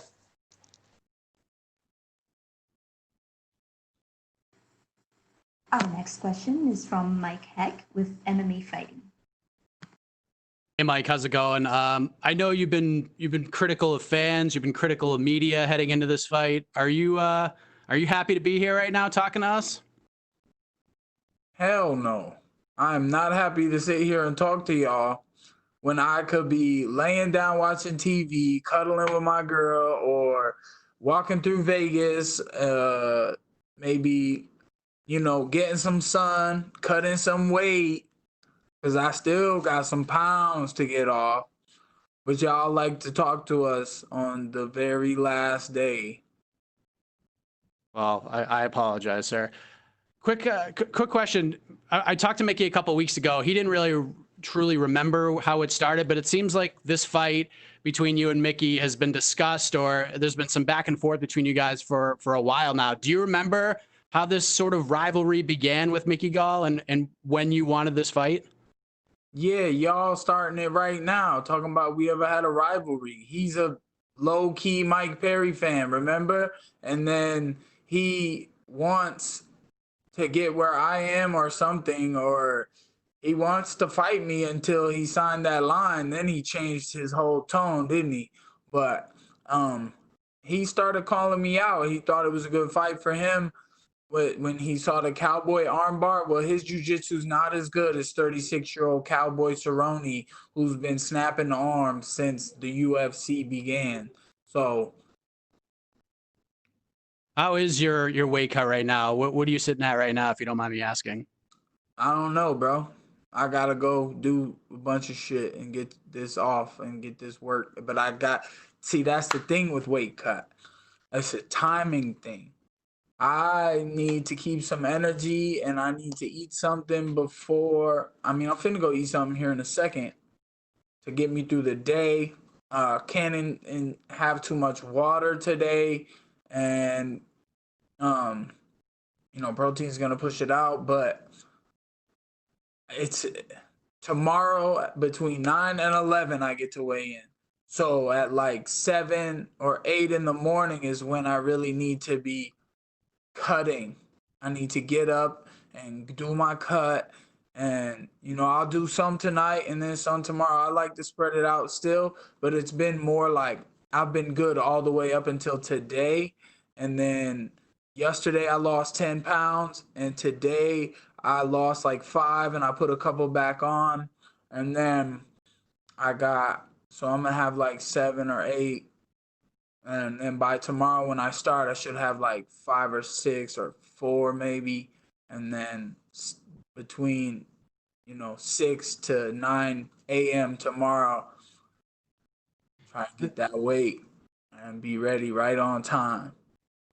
And then last thing for me, you're a fighter's fighter. I'm sure you're excited to just get back in that cage on Saturday night and compete. And there's a lot said about the approach to this fight and some of the things you're doing. But one thing I have noticed about you, Mike, is that you are who you are. And I feel like despite all the, quote unquote controversy and all of that, I feel like you're in a really good place right now. Like you're happy with where you're at right now. Is that accurate?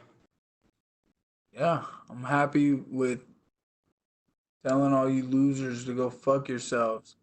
That makes me happy. And I might not necessarily be talking to you. If that offends you, you must be a loser. You must be going to fuck yourself, because if it doesn't pertain to you, then it shouldn't affect you, right? Nah, I feel okay, Mike. Thank you for the time, man. Good luck on Saturday. Next question is from Steven Morocco. Steven, your line has been muted. Hey, Mike, I just kind of wanted to expand on something you said earlier. You said this training camp wasn't much different than any other training camp you've participated in the past. I was wondering why that was.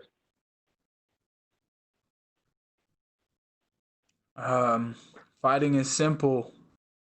Road work.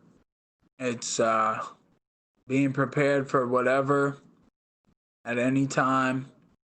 It's clean eating, drinking water, cutting the weight, being in shape, and being mentally fit. Like, how relaxed can you be in a dangerous situation? So, just like any other time. And there's no need to go put myself in these silly situations every day trying to train like I don't already know what I'm supposed to do. I let people drown out what I knew what to do from years ago. When I broke into the UFC and I handled my business, that was all me then. I used to be a coach at a UFC gym, and I was teaching cardio kickboxing classes, and I got in the UFC. And then when I stopped teaching those classes and started just training full time, listening to somebody else, and I stopped listening to myself all the time. So this is what got me here. One of the things that you said that you wanted to do around the time of that submission grappling match is sort of get back into this winning mindset and start to, care to work hard, care about the sport? Do you feel like you've found that place as you're heading into this fight? Is the training with or having the girlfriend corner you, is that part of like not taking things so seriously and just sort of being you? But I am taking it very seriously. I take my life very seriously. This is my life. This is what I do. Why would I want anybody else to get any credit or get that front row seat than the only person that I give a fuck about?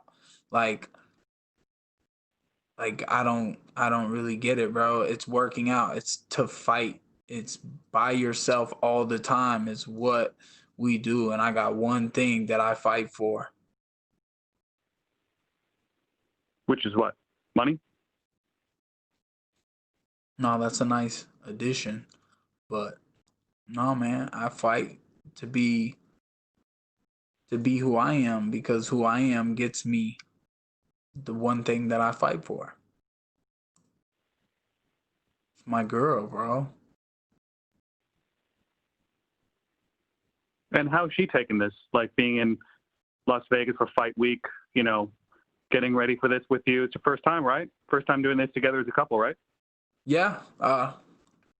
She's good, bro. She's chilling like she always is. She's one of a kind, man. So, you can't really there's nothing to see quite yet. I mean, the weight cut is something to see. She's seeing the weight come off of me, and she's gonna see me step on that scale a few pounds lighter by tomorrow, and she's gonna see a difference there too. So as we get closer, I see a little more, sparkle in her eyes, and like I'm doing something impressive, and that just gives me more fire. And on Saturday, I'm gonna fight for her in front of her and not let nobody take nothing from me. And it's gonna be a great show, bro. What can I say? Have you given her any advice on how to corner you best? Sit there and enjoy the show. So she's not going to give you any like fighting advice. She's just going to sit there. If it gets to the second round, no. Life is fighting advice. We fighting out here every day with this COVID shit and trying to deal with who's rich and who's poor and who's black and who's white. We just keep fighting. Well, I done all the scientific, all the, explanations written down on paper, all this shit about how you should be, how fighting, what this person think you should do in a fight. No, I think I'm the one with the experience, and I know how it should go. I just want to feel good. She's just going to be there to make me feel good, make me look good. And if it even goes to the second round, it's because I want her to have time to talk to me in the corner. I want her to give me a kiss and tell me to go get him. Thank you, Mike. Appreciate it. Our last question is from Augusto Hermanies Gay from Somos MMA. Hi, Mike. How are you? Good. I just have one question for you. Mickey Gall just told us that he loves the smaller cage. What do you think about it?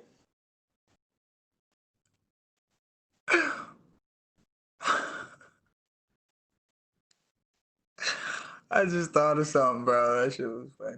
All right. The small cage. Yeah. Whatever. Like, let's go, bud. I don't care how big it is. There's less room for him to run. He wants to tell himself he likes that in there with me. Okay. Well, I'm just going to stand there and we'll see what happens. What do you think will happen?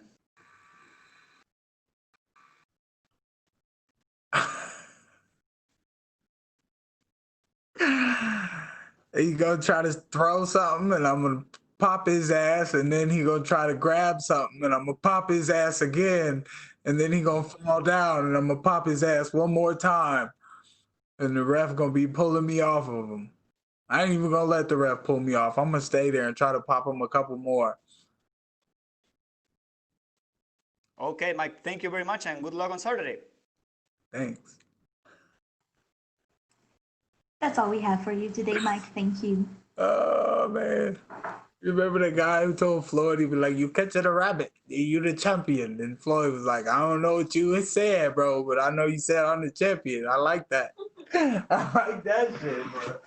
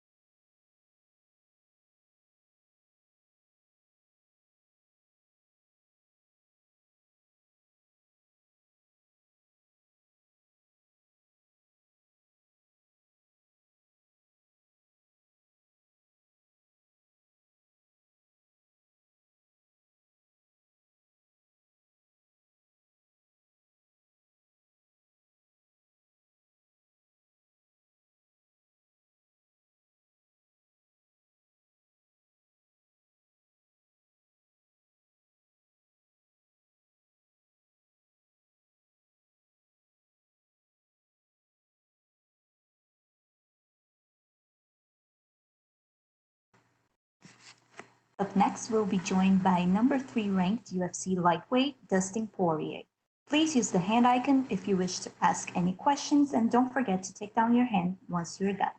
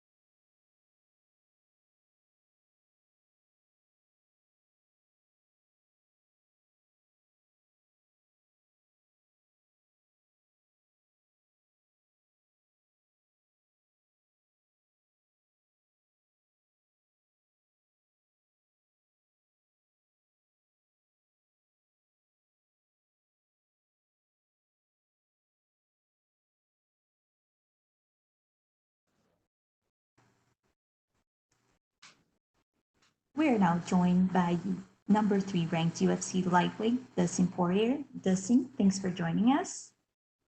Thanks for having me. Our first question is from Jay Anderson with Cage Side Press. Hey, thanks very much. I just wanted to get you to talk a little about this matchup. When you hear how excited the fans are for this particular pairing, I mean, is that a little bit more extra motivation for yourself? Yeah, those are the kind of fights that I want to be part of. I want to be involved in fights that fans are excited about and on their feet cheering as the fights go on. And these are the kind of fighters that I want to fight, guys who bring those action-packed fights. And I don't want to take anything away from Dan in this because he is a dangerous opponent, but was that the first name you were looking for in this return? Was there talk of the Conor and Nate fights ever actually happening or anyone else on the radar? No, I think the UFC wanted to book me and Dan after his win, and we were supposed to do it in San Diego. And obviously the pandemic hit, and here we are doing it at the Apex in Vegas. So I'm just excited that it's happening. He's certainly a tough fighter, and he won a lot of fans all the way back to the Barboza fight, and he hasn't lost since. In your estimation, what makes Dan Hooker so dangerous as an opponent? You know, he's a very rangy, long, and patient fighter, and that's what makes him dangerous. Fair enough. And last one for me. You're known for charitable work outside the cage, and this weekend I've seen that you're picking up the tab for some people watching the fights back home, helping out some local businesses, and I'm wondering if you could just talk about how that came about. Yeah, we were thinking about putting something together this last minute. We didn't have a whole lot of time to prep with the foundation and meet with the board of the foundation and get things moving, but we have some other stuff after this fight. You know, I'm going to auction off my fight kit, and the money we make from it's going to go to this cause with the local business in Lafayette, but also we're putting together a back to school drive and a Unity 5K. And we have a bunch of other stuff in the pipeline, but for this particular fight night, from 5 to close at a local restaurant, locally owned restaurant, we're going to be picking up the tab for everybody's food there. And, you know, just to give back to the local business and give back to the people of Lafayette, Louisiana. Let them have a free meal. Let them come together and you know, talk over something common, talk over fighting, a fighter from that area. It's just good to bring people together and to boost the business. Well, congratulations. It's a great idea, very commendable, and I wish you all the best this weekend. I appreciate it. Thanks, man. Our next question is from Julian with Independent Media. Julian, your line has been unmuted. Dustin, how are you, brother? Yeah. My colleague just asked basically the questions I wanted before this, but I just wanted to know from you also, Dan is obviously the up-and-coming chasing that title now also. Do you feel there's a pressure on yourself to get past this one and get back in the title contention, or do you just feel, like you said before, this is also an exciting matchup for yourself personally? I just need to perform and win. You know, winning solves everything in this sport. I need to get in there, get my hand raised, and then we'll reassess the situation of the lightweight division and where everything's at and what could possibly be next. But right now, I'm just focused on performing on Saturday night.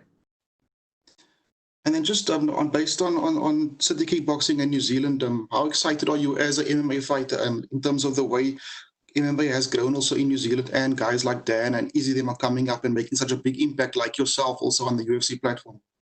It's great. It's great to see the sport grow. It's great to see the sport evolve. And they do have a very solid team there at City Kickboxing, 2 world champions, contenders. So they're doing the right stuff, you know. They seems like they got the right coaches and a nice facility. Thank you so much for your time, Dustin. God bless. Thank you. Next question is from Danny Segura with MMA Junkie. Hey, Dustin, you've talked about how this has been the longest layoff of your career. Wonder now that the fight's just a couple days away, how was that experience with that layoff? And was it nice to get some sort of time off from competition? Yeah, it was nice it was forced, you know. Of course, if it was up to me, I would have been in the gym and fighting way before this, but it was a forced time off. And sitting on the sideline, I got to reassess everything, got to just enjoy life, spend time with my family, and put things into perspective. And it's been a long layoff, but coming back fighting in these times, it's not nothing's the same right now. So it's even weirder coming back and being quarantined in the hotel, and it's just different times, man. But it's exciting. Yeah, and part of that layoff, obviously, you just said it was forced. It was that hip surgery that you had. Sort of a nagging injury that you've dealt with. How do you feel, and how's life post surgery? Did it address the issues that you had? Sometimes I feel a little discomfort or a little tightness, but I'm in a lot less pain from day to day than I was, and I think I have a little bit more range of motion. I feel good. My body feels good. Yeah. And obviously, you still want to fight for the title. You want to get back to challenging for the belt. What's the path like? Yeah, obviously, you get a big victory over Dan Hooker, but how much work do you think you need to put in after that to get back to the belt? I honestly think with the win over Dan Hooker, I'll be one fight away from another title shot. And I know this is not regarding your fight, but it was still news. Colby Covington left ATT, and I know you guys had a little bit of a rocky relationship. Just your thoughts on him leaving the gym, and I guess where do you stand with him at this point in time? Because I know you guys squashed the beef and some time ago. I don't know what's going on with him or where he's switching gyms or whatnot, but good luck. Thank you, man. Good luck on Saturday. Our next question is from Damon Martin with MMAfighting.com. Hey, Dustin, when we talked after the hip surgery, you told me that, you believed that, you realized at that moment how much you loved fighting, how much you missed fighting. Not that you ever lost passion for it, but now that you're back in a fight week, you're a couple days away from the fight. Like, how is that feeling? Like, do you feel kind of energized and that kind of passion growing? Yeah, it's exciting, man. It's it's a rush, and there's a feeling you only get from going through this process of fight week and cutting the weight and seeing your opponent and showing up on fight night. This is a rush, and I love it. So I'm just happy to be here. Dan is obviously on a good win streak right now. I'll ask you, especially with his last couple of fights, in the top 10 with guys like Ali Quinta and Paul Felder. Have you been impressed by what you've seen out of him? Yeah, he's putting together some good performances. He's beating some tough, gritty guys. You have kind of a notorious reputation for fighting some of the toughest guys in the division, guys that just don't go away, guys like Eddie Alvarez and Justin Gaethje. And I think you could kind of put Dan Hooker on that list when you think about his loss to Edson Barbosa. He didn't really go away; he just refused to go away, and they kind of had to stop it at that point. What is it about you as a tough guys? Like, do you enjoy those kind of gritty matchups where you have to, chances are you're probably gonna have to go deep into the 4th or 5th round to put a guy like this away? Yeah, that's just part of fighting. That's what I expect when I sign the contract. When I get into the octagon and stand across from that man, I expect adversity to present itself, and it does. And I just know I can suffer and push through more than most of these guys. And I believe in my technique. And that's fighting. It's not. I don't try to line myself up with these kind of crazy matchups and stuff. That's just fighting. Teddy Atlas said that a fight isn't a fight until there's something to overcome. So, I've definitely been in some fights. And speaking of Justin Gaethje, obviously there was never bad blood between you two or anything. It was just a great fight. But I'm sure you saw, when Dan said that, he believes he can knock you out, and Justin put on Twitter and said this dude's getting murked, and he's kind of backed you up going into this fight.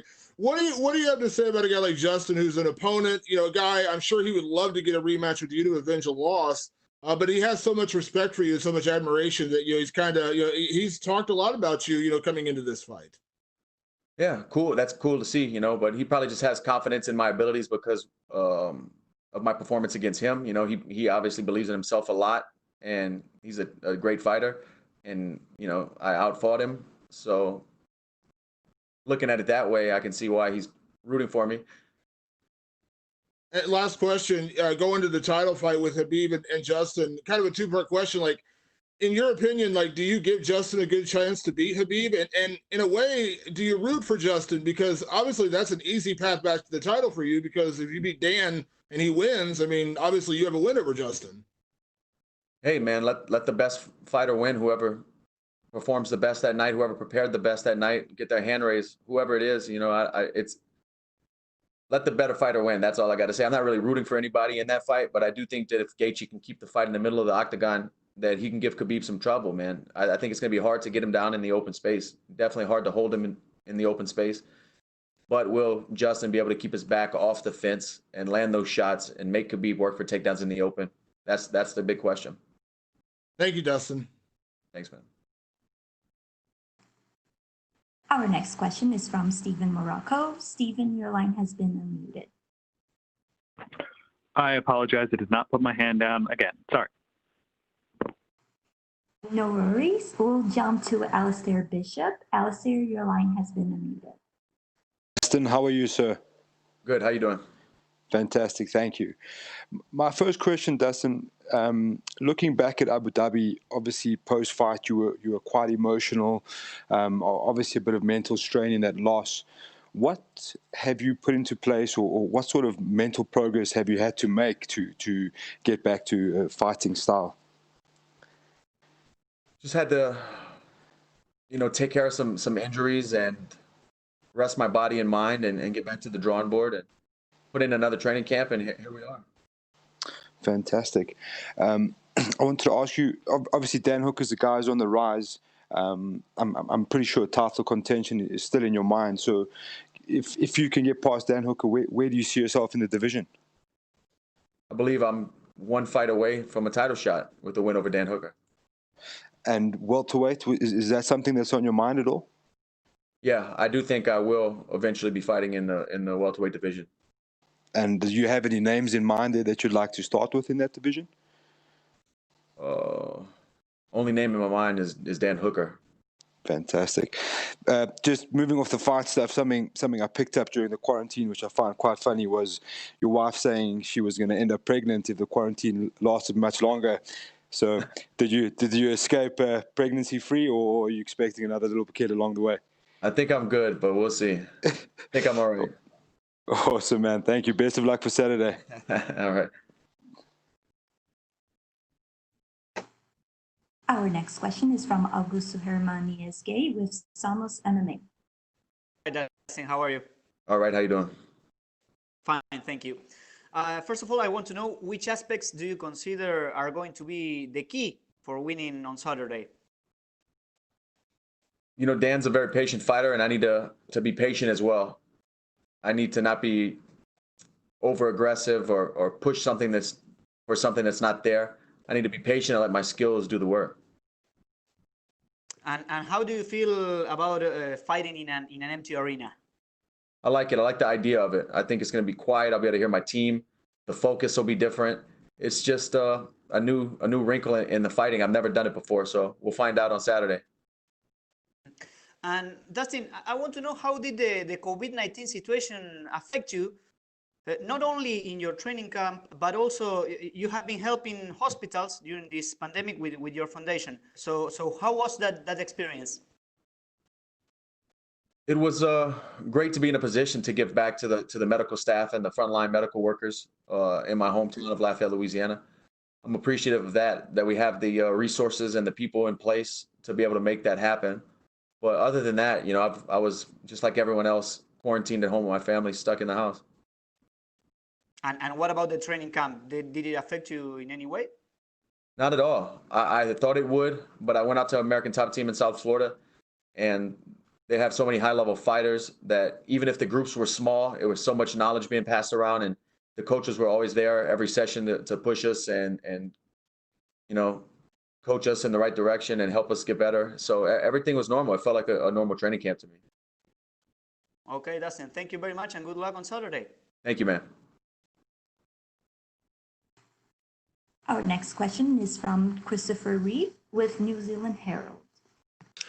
Hey man, just one question from me. Obviously, this is a short notice fight in a smaller octagon. Has this changed sort of building a strategy against a dangerous guy like Dan?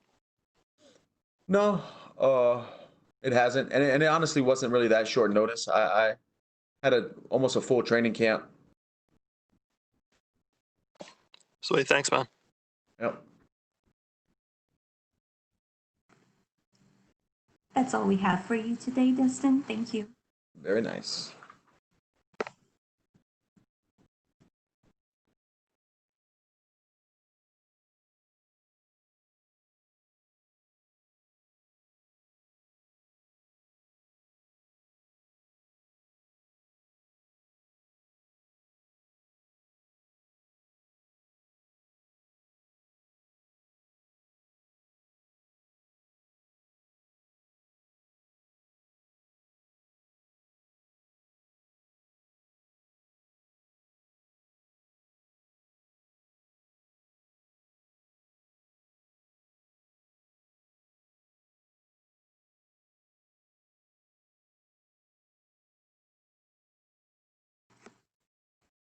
Up next, we'll be joined by number 5 ranked UFC lightweight Dan Hooker.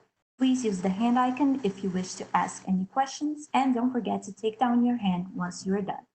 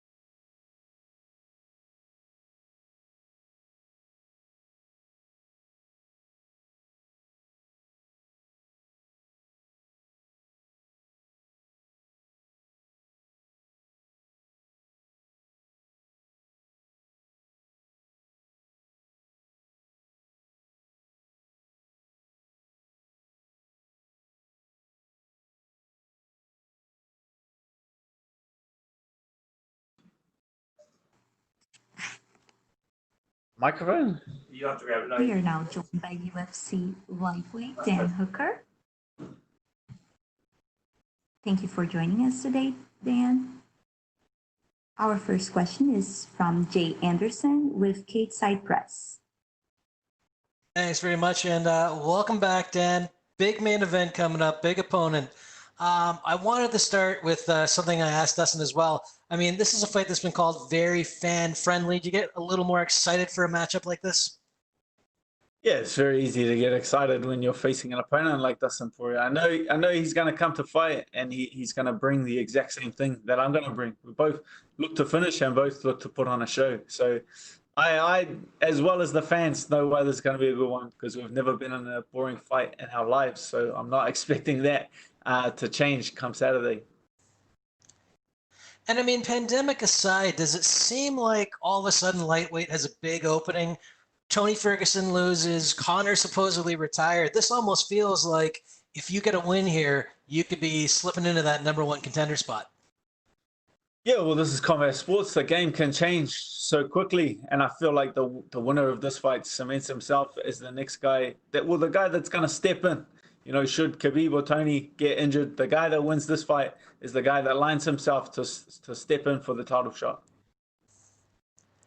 And then something kind of hit me, and it is that, you know, this is such a big, important fight for your career, obviously, and it's happening not in the best circumstances with the pandemic going on. So how did that impact you coming into this in terms of your training, and did you get the camp that you really wanted? Well, you can look at other fighters capitalizing on this opportunity. You can look at Gilbert Burns. The guys that stay ready, the guys that stay committed, and the guys that want to fight are the ones that are getting fights and the ones that are progressing their career. So I feel like I'm in exactly the same position. I'm here. I'm going to set myself up with a title shot because I can capitalize on the opportunity, because I stayed motivated when, you know, all through this pandemic, all through lockdown, through borders getting shut. I stayed training, I stayed hungry, I stayed fit, and I stayed ready so that I could make the most of this opportunity. You know, I can live with the UFC telling me that they can't get me. I can live with them saying the fight's off because you can't get a visa. I can't live with them coming to me with a fight, them coming to me saying, do you want to fight Dustin Poirier? And I can't accept it because I took my foot off the gas because of some kind of lockdown or quarantine. So I'm coming into this fight. I'm motivated and ready. And I was going to ask you about Gilbert Burns because you actually have a win over him. So what are your thoughts on that matchup and him fighting for the welterweight title? Yeah, he was an incredible fighter. He had an incredible skill set when we fought. It's just the nature of the game. Anything can happen inside of that octagon. So I'm happy for him. You know, his success he's found in his career, his success at welterweight, and him challenging for the title. I wish him nothing but success. And last one for me, obviously, with Justin getting past Tony and getting that huge win there. He's got the date with Khabib. Who do you see coming out on top in that fight? How do you see it going? I see that as a challenging fight for Khabib. Honestly, it's a 50-50 in my opinion. If you're gonna design a fighter to give Khabib trouble, it's gonna be a strong defensive wrestler with great cardio and heavy hands, and that is Justin Gaethje's skill set. So that's a 50-50 matchup, and I guess it'll be the toughest test of Khabib's career. And obviously, you'll be happy to fight either one after that. Yeah, definitely happy. I feel like stylistically, me and Gaethje match up well. Two strikers, someone that's going to stand in and trade with me. That's exciting. But it's also exciting to be the one that takes the O of Khabib. That'll be a huge feather in your cap for your career and kind of cements you as one of the best in the world. Well, obviously, a big fight this weekend. First, best of luck come Saturday. Thank you very much. Our next question is from Julian with Independent Media. Kia ora, Dan. How are you, sir? Yeah, kia ora. How you going? Good, thank you. Just a quick question, man. Obviously, we know the Super Rugby's kicked off. Fans are in the stadium. It's quite awesome. New Zealand taking the lead in terms of fans getting in the park. How excited is it for you to know that you're representing, along with another elite group of athletes in terms of the rugby players, and you're representing the New Zealand flag also on this big stage with the UFC? you can definitely feel, the people in New Zealand getting excited about it and hyped about it, having sport shut down for so long and the future was so uncertain and so unclear. But to have it all turn around so quickly and be able to travel to the US and compete is a lot of motivation for a lot of people and to see everything getting back on track makes a lot of people motivated that, they can get back on and find a bit of normality in their life. And just tell me, obviously you're based in Auckland. Are you a Blues boy? The guys have been doing quite well so far in the Aotearoa competition. Yeah. No, I'm Auckland born and bred, so I'm blues by default, huh? God bless, man. Thank you so much for your time, eh? Thank you. Our next question is from Carlos Contreras with Millennium. Hey Dan, can you hear me there? Yeah, mate. I wanted to ask you, what would you attribute your success in lightweight, since it's one of the hardest divisions to climb up to? You had a lot of really tough opponents this weight that you're now the closer to the title fight. So what would you attribute your success in this division, and how would you remember your time in the 145 division? Yeah, featherweight was like my apprenticeship. I view it as my apprenticeship in the UFC. I feel like I got in the UFC a little early, and I knew that when I did sign the contract first a little early, but I was able to learn and develop on the job. And I feel like I finished my apprenticeship up at featherweight, and then when I moved up to lightweight, I made the move back to New Zealand. Committed myself full time to City Kickboxing and the coaches there, and that's the only reason why I'm here, and that's the reason why I've found success is my commitment to City Kickboxing and my team in New Zealand. And obviously, when we see you fighting, even if it was in 145 or 155, you cannot help but think that you are a guy that can have the reach for even fighting in welterweight. Has ever come to your mind to ever fighting in welterweight, since you were speaking about that you fought recently with Gilbert Burns? Yeah, I've fought at all kinds of weight classes throughout my career. Fought some big guys, fought down at 45. So weight classes don't mean too much to me. I'm happy to jump and switch between. I guess as I'm here for a long time. You can guarantee that. So I feel like as I get a little bit older, it gets a little bit harder to take that weight off. I'd be happy to move up to welterweight. And just finally for me, how hard was to make the flight to the States? How many days you had to wait? You had any trouble with your I don't know, making it to the border, or how hard was for you to make it to the States? Well, about a week ago, the ambassador to the US, Scott Smith, gave me a call. He gave me a phone call and he asked me what I needed from him. I needed a visa to get into the US. They weren't granting visas at the moment, so I got the visa done. He got it to me the very next day. So thank you, Scott Smith, the US ambassador for New Zealand. All right. Thank you, then. Our next question is from Zion Dale with TVNZ. Kia ora, bro. How are you? Yeah, good, brother. I guess we caught up with you before you left, but how's it been to finally be there, and how was the travel, and how are you feeling, basically? Oh, man, to be honest, it was pretty weird coming through the airport, having the gate shut when we arrived. There was only like 2 flights leaving. And once they opened the gate, we walked right through security because there was not a lot of people. So it was the fastest I've ever gone through security. And then it was pretty crazy when we were landing down in LA. Everyone was putting their gloves on and putting their masks on. It was kind of everyone was getting ready for battle. You know what I mean? And then we're walking around the airport. Everything was closed in Auckland, all the shops. Everything was closed in LAX, all the shops as well. So it was a little bit eerie, but then once we arrived in Vegas, they were a little more relaxed at the airport. But the UFC has done a great job of keeping everything under control. Coronavirus tested us on arrival, kept us all isolated from everyone else. So I'm very happy with the precautions that they've been taking. Does it feel quite surreal to be there, to be able to in a fight week that in the times that we're in at the moment? Very, very surreal because it was completely all up in the air. But it's just crazy that I had this in my mind the entire time. I was like, the UFC is going to make this happen. Somebody's going to make this happen. May 16th was the date I was originally scheduled to fight Dustin, and it wasn't until like a week before that the UFC said we're going to have to shift that back a little bit. So this fight's been in the forefront of my mind the entire time. So I'm more just grateful that all that mental energy that I used to stay focused on this fight wasn't wasted, and I get to go out there and do what I love and perform on Saturday. And to finally get the fight now, and have a time frame for it to be set. Do you feel that now that you're in the States, you're in the zone and you're in a good rhythm now to go out and put your best foot forward? Yeah, like funny, fighting is a funny thing. You can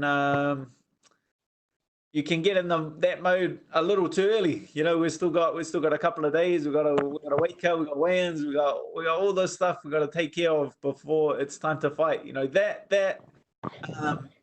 That mindset can shift in a split second. That mindset, I've seen it shift in other fighters walking out. I've seen it shift when they walk in the cage. I've seen them lose it or switch off. So that's just something that you have to bank on that you got. That's something you either got or you don't got. And I know from experience, I've been in there many times before, that's something that I don't need to prepare. If someone tries to punch me in the head, I'm game. 100%. And just finally from me, you said that this fight has been in the forefront of your mind. For you, how big of an opportunity is this fight? And for you now, how big is it to have it? Yeah, well, it's the biggest opportunity of my career, my way to put myself in line for a title shot. Like with the win here, it sets me in line as the guy that takes on the winner of Khabib versus KG. So that's a very exciting opportunity, and that my life's goal is to be world champion, and I'm that close to it. Kia ora, bro. All the best for the weekend. Thanks, bro. Our next question is from Christopher with New Zealand Herald. G'day, Dan. I saw you had a bit of trouble with the old throat swab. Did they actually manage to get a corona test on you? Oh, they did. Well, I was I think Mike was the only one that didn't gag, so I'm not sure. Maybe they're failing the test. I'm not too sure. Oh, good, man. And there's been so much talk about this fight being, I guess, the number one contenders fight in a sense. Does the loser just become a gatekeeper, or how do you see that?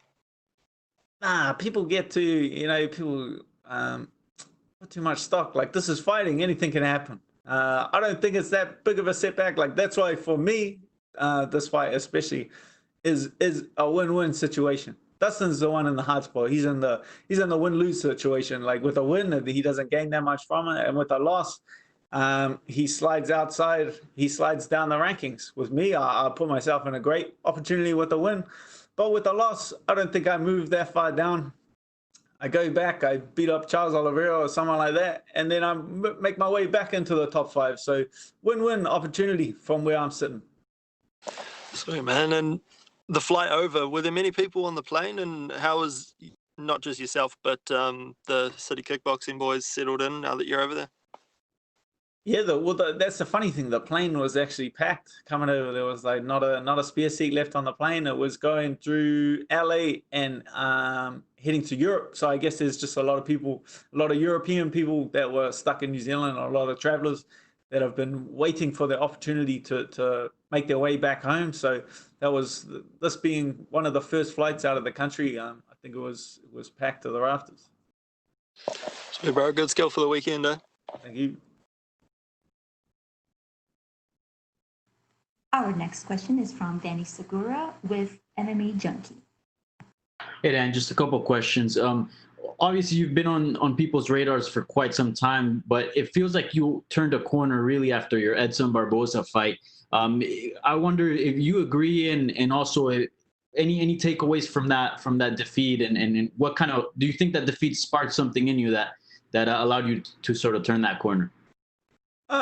Yes and no. Like, yes and no. It's just the nature of the sport. I was clipped early in that round, and it was kind of just all downhill from there. People read a lot into that fight, but it's just he caught me off a good shot, and if you've ever been caught off a good shot before, you get a flash of white, your ears ring like crazy, and you're set on autopilot for a while.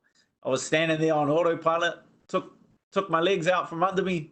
I go back to my corner, and I come back online when I was back in the corner, and I was like, all right, we're back online. I looked down, and I was like, oh, well, shit, I got no legs. Guess we're going to have to change things up a bit. So, it was just a bit of change of tact, but so to me, it wasn't that big of a deal, but to everyone else, like, they made a big deal, like, saying that you're going to quit, are you going to be done? Like, that's one ass whooping. I had many ass whoopings in my life, inside and outside of the cage. Like, you realize once you had a couple ass whoopings, you realize that you're not made of glass, and you don't get smashed into a million pieces, and it's not that big of a deal, and you can get back on track. And so, but it also did motivate me because I had a bit of a chip on my shoulder and a bit of something to prove after that, because so many people were doubting me. Mm-hmm. And obviously, you just mentioned how like you're no stranger to wars and getting into these crazy fights. And recently, we've seen a lot of sort of criticism surrounding, perhaps in MMA we should see the towel get thrown in there more often, and maybe referees or cornermen stepping in and stopping fights. As a young guy, like, how would you see that? And I guess what are your thoughts on sort of this trend? Do you think MMA maybe does have a little bit of an issue and it should maybe be a little bit more like boxing and throwing the towel a little bit more often? Well, boxing's like an entirely different situation. Boxing, there's nowhere to go. There's nowhere to change. Like, MMA is really not that difficult to quit. Like, there is guys like me can see it from a mile away. Like, a guy starts getting beat up, he shoots for a takedown and like gives up his neck and gives up a guillotine. Like, that's not that hard, and he can finish. He leaves out of there with his pride, and he can say, "Oh man, I got caught in a submission. Things happen." Like, it's not that difficult to quit. Like, if we go back to the Barboza fight, like, the ref asking you if you want to continue, the doctor's coming in and putting lights in your eyes. Like, it's not that difficult. When the doctor puts the light in your eyes to check, all you have to do, he goes, follow the light, and the light goes like this, and you follow it with your eyes. All you have to do is look dead ahead, and no one's gonna know you quit. Like, there's so many ways that you can look for a way out. So I don't know. I think we've already got like pretty, well-trained referees, doctors, cornermen. There are many different ways that a fight can be stopped. Yeah, and we know your style. You like to use a lot of range, and obviously this is going to be in a smaller cage. Wondering if you did any adjustments in the camp to sort of get acclimated to that. Just speeds things up a bit. Like, I like it benefits both of us and it negatively impacts both of us. I like to set a lot of traps for my opponents with my striking. So a smaller cage means that those traps are easier to set up. I'm sure you'll want to push me against the cage at some point. So that'll make it easier too. So it benefits both of us and negatively impacts both of us. Yeah, for sure. Lastly, I know you've been playing Warzone. Any dubs? How's your Warzone skills going? The internet connection's a bit laggy here, so I'm getting my ass whooped. He's shaking his head. All right, man. Best of luck. Looking forward to the fight.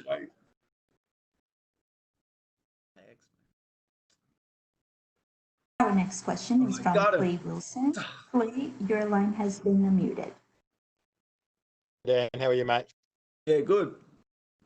Hey, you've spoken about the trip over with the airports and COVID testing and things like that. I just wondered what's jumped out at you the most about the last few days that's been different to what a normal fight week would look like.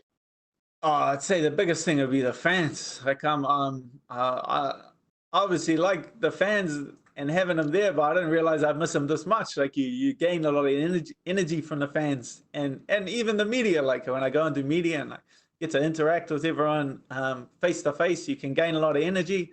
Open workouts, having the fans there cheering you on, supporting, it's something to look forward to, and you look forward to having them all cheering at weigh-ins, having them all cheering at the fight. So that'll be the biggest thing. Just the interaction with the people. In that same vein, I assume you've been to the Apex before. Have you been before? No, I've been in Vegas since it's been built, but I actually haven't been. I haven't been to the Apex myself yet, so I'm going I'm going this afternoon for the production interview, so I'm looking forward to checking it out. Yeah, so you're going to get a chance to familiarize yourself with the cage and the surroundings and that sort of thing. Yeah, I'll have a look around. I don't put too much into that. Planning it out. I've had my ass whooped in my own gym before, and that's I train in there every day. So it doesn't really matter too much where I fight. It'll just come down to the day. I know you guys at CKB like to adopt sort of mentalities for different fights, and your last fight here in Auckland was a sort of defend the land type mentality. Do you have a specific one for this fight?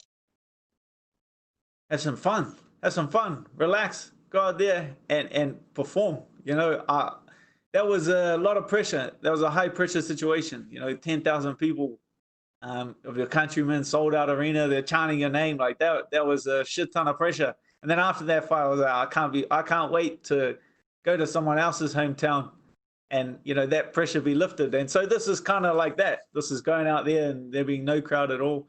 Just a handful of UFC staff there watching. So I feel like I'm going polar opposites from, you know, the most high pressure situation you could go to all of that pressure being lifted, so I can really just go out there and showcase my skill to the best of my ability. And just finally, I just wondered whether your sort of limited preparation or slightly different preparation, whether yourself working with Eugene and your other coaches, whether you'd switched up your preparation fight week wise. I know you're not doing a lot, but have you switched up anything that you would normally do in terms of your actual prep for the fight? No, not much has changed this week. We come in a little later. Usually I get in Sunday, but I came in Tuesday this time. But I've got used to it already. I've already acclimated. I feel great today. I'm looking forward to going and having my last workout with Eugene this afternoon. So no, I don't think it's changed too much, and I feel just as prepared as I usually would. Cool, mate. All the best for the fight. Thank you. Our next question is from Stephen Morocco. Stephen, your line has been unmuted.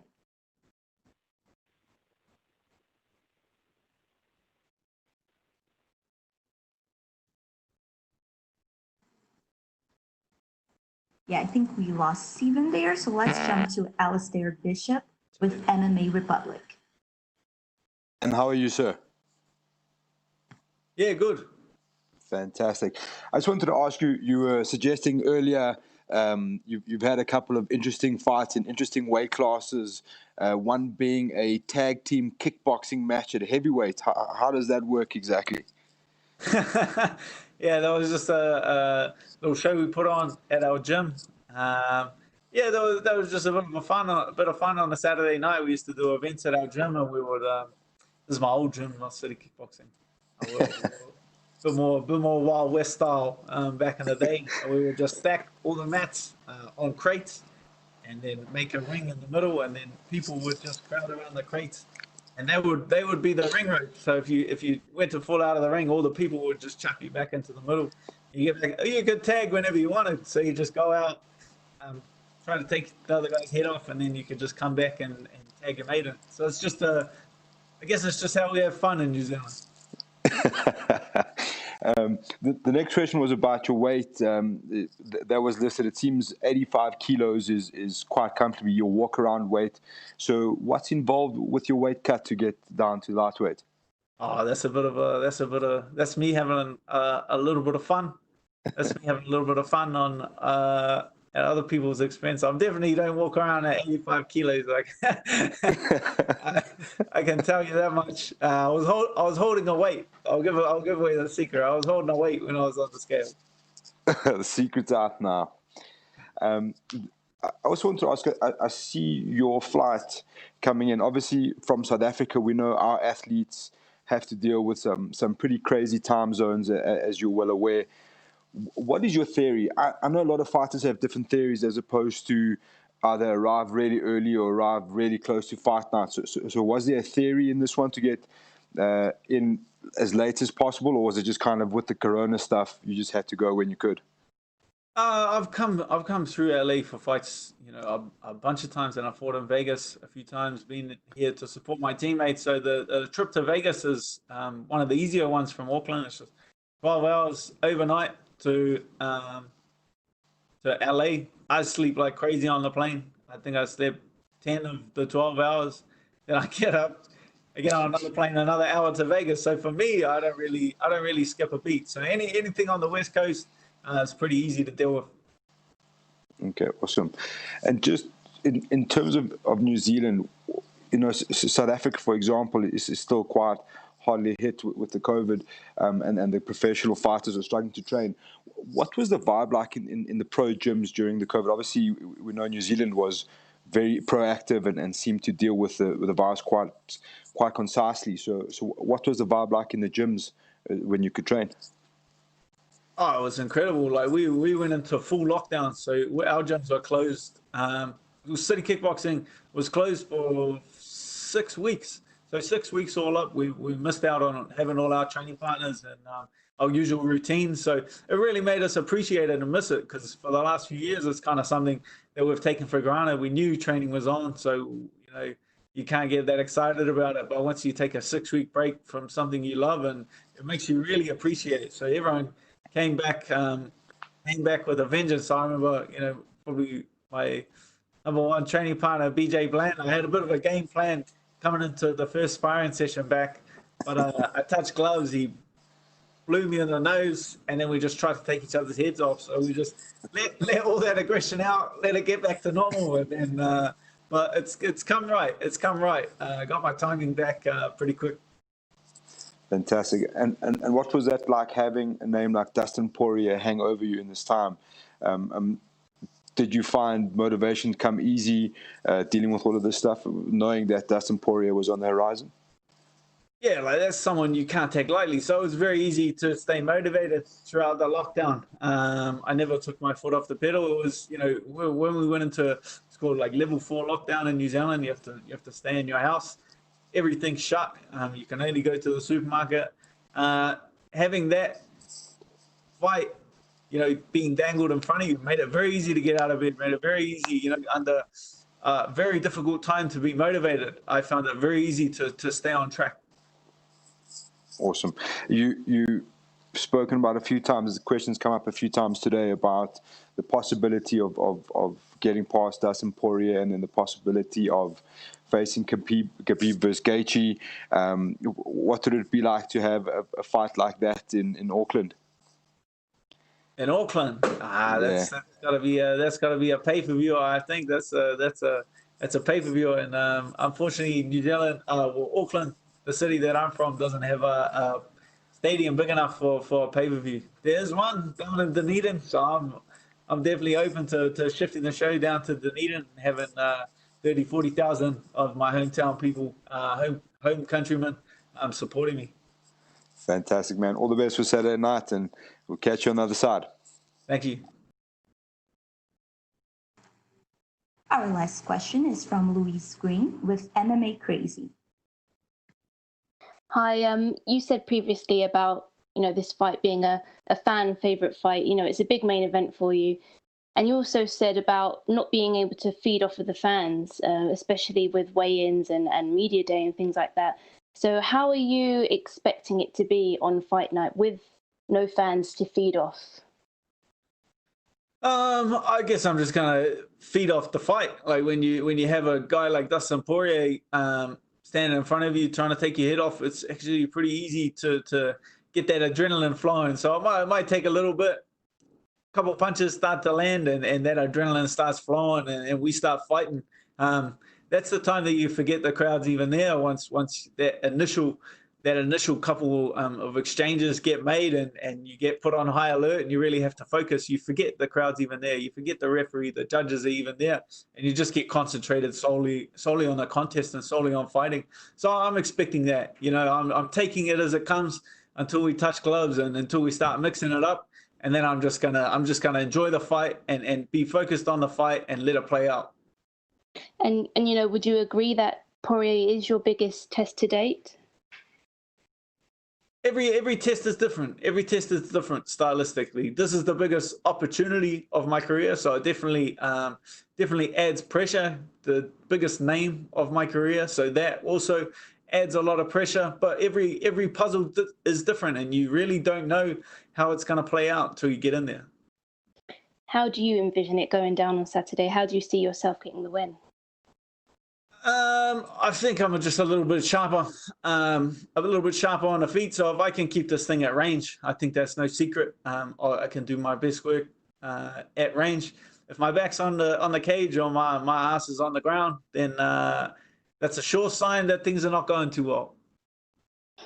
Okay, well, good luck on Saturday. Thank you. Thank you. That's all the time we have for you today, Dan. Thank you. Thank you.